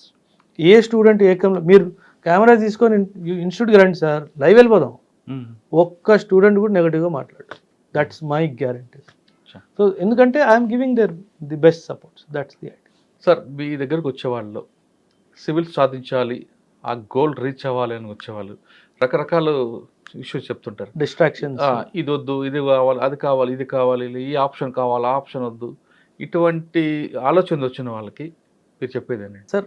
Optional ఒక క్వశ్చన్ మీరు రేస్ చేశారు. ఆప్షనల్ జనరలీ మార్కెట్లో ఏం జరుగుతుందంటే సార్, ఏదైతే ఇన్స్టిట్యూట్ డైరెక్టర్ ఉన్నారో తను ఏ ఆప్షన్లు చెప్తారో పిల్లలకి అదే ఫోర్స్ఫుల్ అదే ఆప్షన్లు ఇచ్చేస్తున్నారు సార్. ఇంట్రెస్ట్ లేకపోయినా సరే ఫోర్స్ఫుల్లీ. అంటే ఈ సంవత్సరం లాస్ట్ ఇయర్ ఏ ర్యాంకులు ఎక్కువ ఆప్షన్ వచ్చిందో, పబ్లిక్ అడ్మినిస్ట్రేషన్, హిస్టరీయా, ఏది వస్తే అదే దాన్నే చేయట్లేదు. వాళ్ళు ఏం చేస్తారంటే తను చెప్పే ఆప్షనలే పిల్లలు తీసుకోవాలి. ఇప్పుడు ఫలానా ఇన్స్టిట్యూట్ ఏ ఉందనుకోండి సార్, ఆ institute head is taking anthropology optional. 90% of the students will force to take anthropology. That is ఆ రోజు రాదు, ఆ ఇయర్ రాకపోవచ్చు. అలాగని కాదు సార్, స్టూడెంట్కి ఆ సబ్జెక్ట్ అవగాహన లేకపోతే ఎలాగా, ఇంట్రెస్ట్ లేకపోతే ఎలాగా. సో అక్కడ తప్పు జరుగుతుంది సార్ పిల్లలతోటి. సో ఎప్పుడైనా సరే నా అభిప్రాయం ఏంటంటే సార్, ఒక ఇన్స్టిట్యూషన్ హెడ్ ఆప్షనల్ సబ్జెక్ట్ చెప్పొద్దు సార్. ఆప్షనల్ సబ్జెక్ట్ తను చెప్పాడు అంటే 99% స్టూడెంట్స్ని తన వైపే లాక్కుంటాడు. అందుకే నేను ఇప్పుడు పొలిటికల్ సైన్స్ ఇంటర్నేషనల్ రిలేషన్స్ నా ఆప్షనల్ సార్, ఆంథ్రోపాలజీ నేను చదువుకున్న ఆప్షనల్ సార్. నేను చెప్పలేక కాదు, మేడం కూడా చెప్తారు సార్ మీరు ఆప్షనల్ చెప్పొచ్చు కదా, కొన్ని డబ్బులు మిగులుతాయి అనేసి. No, because if I teach optional I will force the student to join. స్టూడెంట్కి ఏ సబ్జెక్ట్ ఇంట్రెస్ట్ అదే ఆప్షన్ తీసుకో. ఇంట్రెస్ట్ కానీ, కెపాసిటీ కానీ, ఆ టీచర్ ఫెసిలిటీ అవైలబుల్ కానీ, ఆ సంవత్సరం ర్యాంకులు ఎలా వస్తున్నాయో, ఆన్ టాప్ ఆఫ్ ఎవ్రీథింగ్ ఆ అబ్బాయికి అమ్మాయికి అందులో ఇంట్రెస్ట్ ఉందా లేదా, రైట్. అది చాలా క్వశ్చన్ అడిగా మీకు, ఇది వద్దు అది వద్దు సార్. యూపీఎస్సీయే కాదు sir, any student any competitive ఎగ్జామ్కి ప్రిపేర్ అవుతున్నప్పుడు 4 విషయాల్ని పక్కాగా అవాయిడ్ చేయాలి sir. Crime, cinema, cricket, politics. ఈ 4 ఎవరైతే ప్రిపరేషన్ స్టేజ్లో అవాయిడ్ చేస్తారో ఎవ్వడు తన్ని ఆపలేడు సార్. ఒక గోల్డెన్ రూల్ ఉంది సార్, 1000 days రూల్ అనేసి. మనం ఏదైనా కావాలని చెప్పేసి 1000 days దానికోసం కృషి చేస్తే ఆ దేవుడు మీకు అది 100% ఇస్తాడు. ఈ 4 ఏవి అంటే crime, cinema, cricket, politics. Politics అనేది మనకి జనరల్ నాలెడ్జ్ కదా. లేదు, పాలిటిక్స్ వేరు, పాలిటీ వేరు. పాలిటీ వేరు. పాలిటిక్స్ అది 2 పార్టీల మధ్యలో జరుగుతున్నది, దాంతో యూపీఎస్సీకి సంబంధమే లేదు సార్. కానీ పాలిటీ అన్నది సబ్జెక్ట్, రాజ్యాంగం సంబంధించిన టాపిక్స్, అది పాలిటిక్స్. అది 100% కావాలి. పాలిటిక్స్ దూరంగా ఉండాలి. ఎందుకంటే సార్ తెలియకుండా ఇవి 4 టైం తినేస్తాయి sir. That is the. Telugu medium చదువుకుని వస్తారు, కొంతమంది ఇంగ్లీష్ మీడియం చదువుతారు, కొంతమంది ఫ్యామిలీ బ్యాక్గ్రౌండ్ మంచి రిచ్ పీపుల్, కొంతమంది మిడిల్ క్లాస్ వస్తారు. అంటే ఏ టైప్ ఆఫ్ స్టూడెంట్ సక్సెస్ అవుతుంటారండి? అంటే ఎవరైనా గోల్ రీచ్ అవ్వాలి, సక్సెస్ అవ్వాలి అనుకున్న వాళ్ళకి మీరు ఇచ్చే టిప్స్ ఏంటి సార్? ఫస్ట్ క్వశ్చన్, ఏ స్టూడెంట్ సక్సెస్ అవుతారు? ఒకటి పేదవాడు సార్, ఒకటి గవర్నమెంట్ స్కూల్లో చదువుకున్నవాడు సార్. రేషియో ఈ కేటగిరీ స్టూడెంట్ది ఎక్కువ సార్ యూపీఎస్సీ సక్సెస్లో. ఎందుకంటే కాన్వెంట్, పబ్లిక్ స్కూల్స్లో చదువుకున్న పిల్లలు they are pampered students, they are not parented students. Pamper అయి వస్తారు. యూపీఎస్సీలో ఆ స్ట్రెస్ తట్టుకోలేరు సార్. ఒక విలేజ్ బ్యాక్గ్రౌండ్ నుంచి వచ్చి చాలా దగ్గరగా కష్టాలు చూసి పేదరికాన్ని చూసి వచ్చిన వాడే లీడర్గా వస్తాడు సార్, 100%. సో నేను ఎప్పుడు చెప్తాను, తెలుగు మీడియం స్టూడెంట్స్ అయినా సరే, ఇంగ్లీష్ మీడియం అయినా సరే, విలేజ్ బ్యాక్గ్రౌండ్ నుంచి వచ్చిన వాళ్ళు 30% your chances of making it in UPSC is higher than a city person. So do not give up in the middle అని చెప్పేసి చాలా క్లియర్గా చెప్తాను. అంటే వాళ్ళ కష్టం తెలుస్తుంది కాబట్టి చాలా దగ్గరగా చూస్తారు సార్. అండ్ ఇప్పుడు హైదరాబాదే అనుకోండి సార్, మీరు బిల్డింగ్ కింద దిగి ఎవరైనా ఆపి హైదరాబాద్ డిస్ట్రిక్ట్ కలెక్టర్ ఎవరన్నా అడగండి, ఎవరు తెలుస్తుంది? ఎవ్వరికీ తెలీదు. అదే ఒక ఊర్లో ఒక 2nd standard కానీ 4th standard స్టూడెంట్ అబ్బాయిని కానీ ఆపి అరే మీ డిస్ట్రిక్ట్ కలెక్టర్ ఎవర్రా అంటే ఖచ్చితంగా వాడు పేరు చెప్తాడు. ఎందుకు చెప్తారంటే they look at them as the ultimate power corridors sir. అది దానివల్ల వాళ్ళకి ఇంట్రెస్ట్ వస్తుంది సార్. అందుకని వాళ్ళంతగా రూరల్ లేకపోతే యూపీఎస్సీ అసలు సీనే లేదు సార్. హార్డ్లీ నేను ఒక బ్యాచ్లో 70 మంది ఉన్నారనుకోండి, మా అయితే 10 నుంచి 12 మంది సిటీ నుంచి వస్తారు, మిగతా అంతా రూరల్ బ్యాక్గ్రౌండ్. అవును. Rural dream. UPSC is a rural dream, it is not an urban.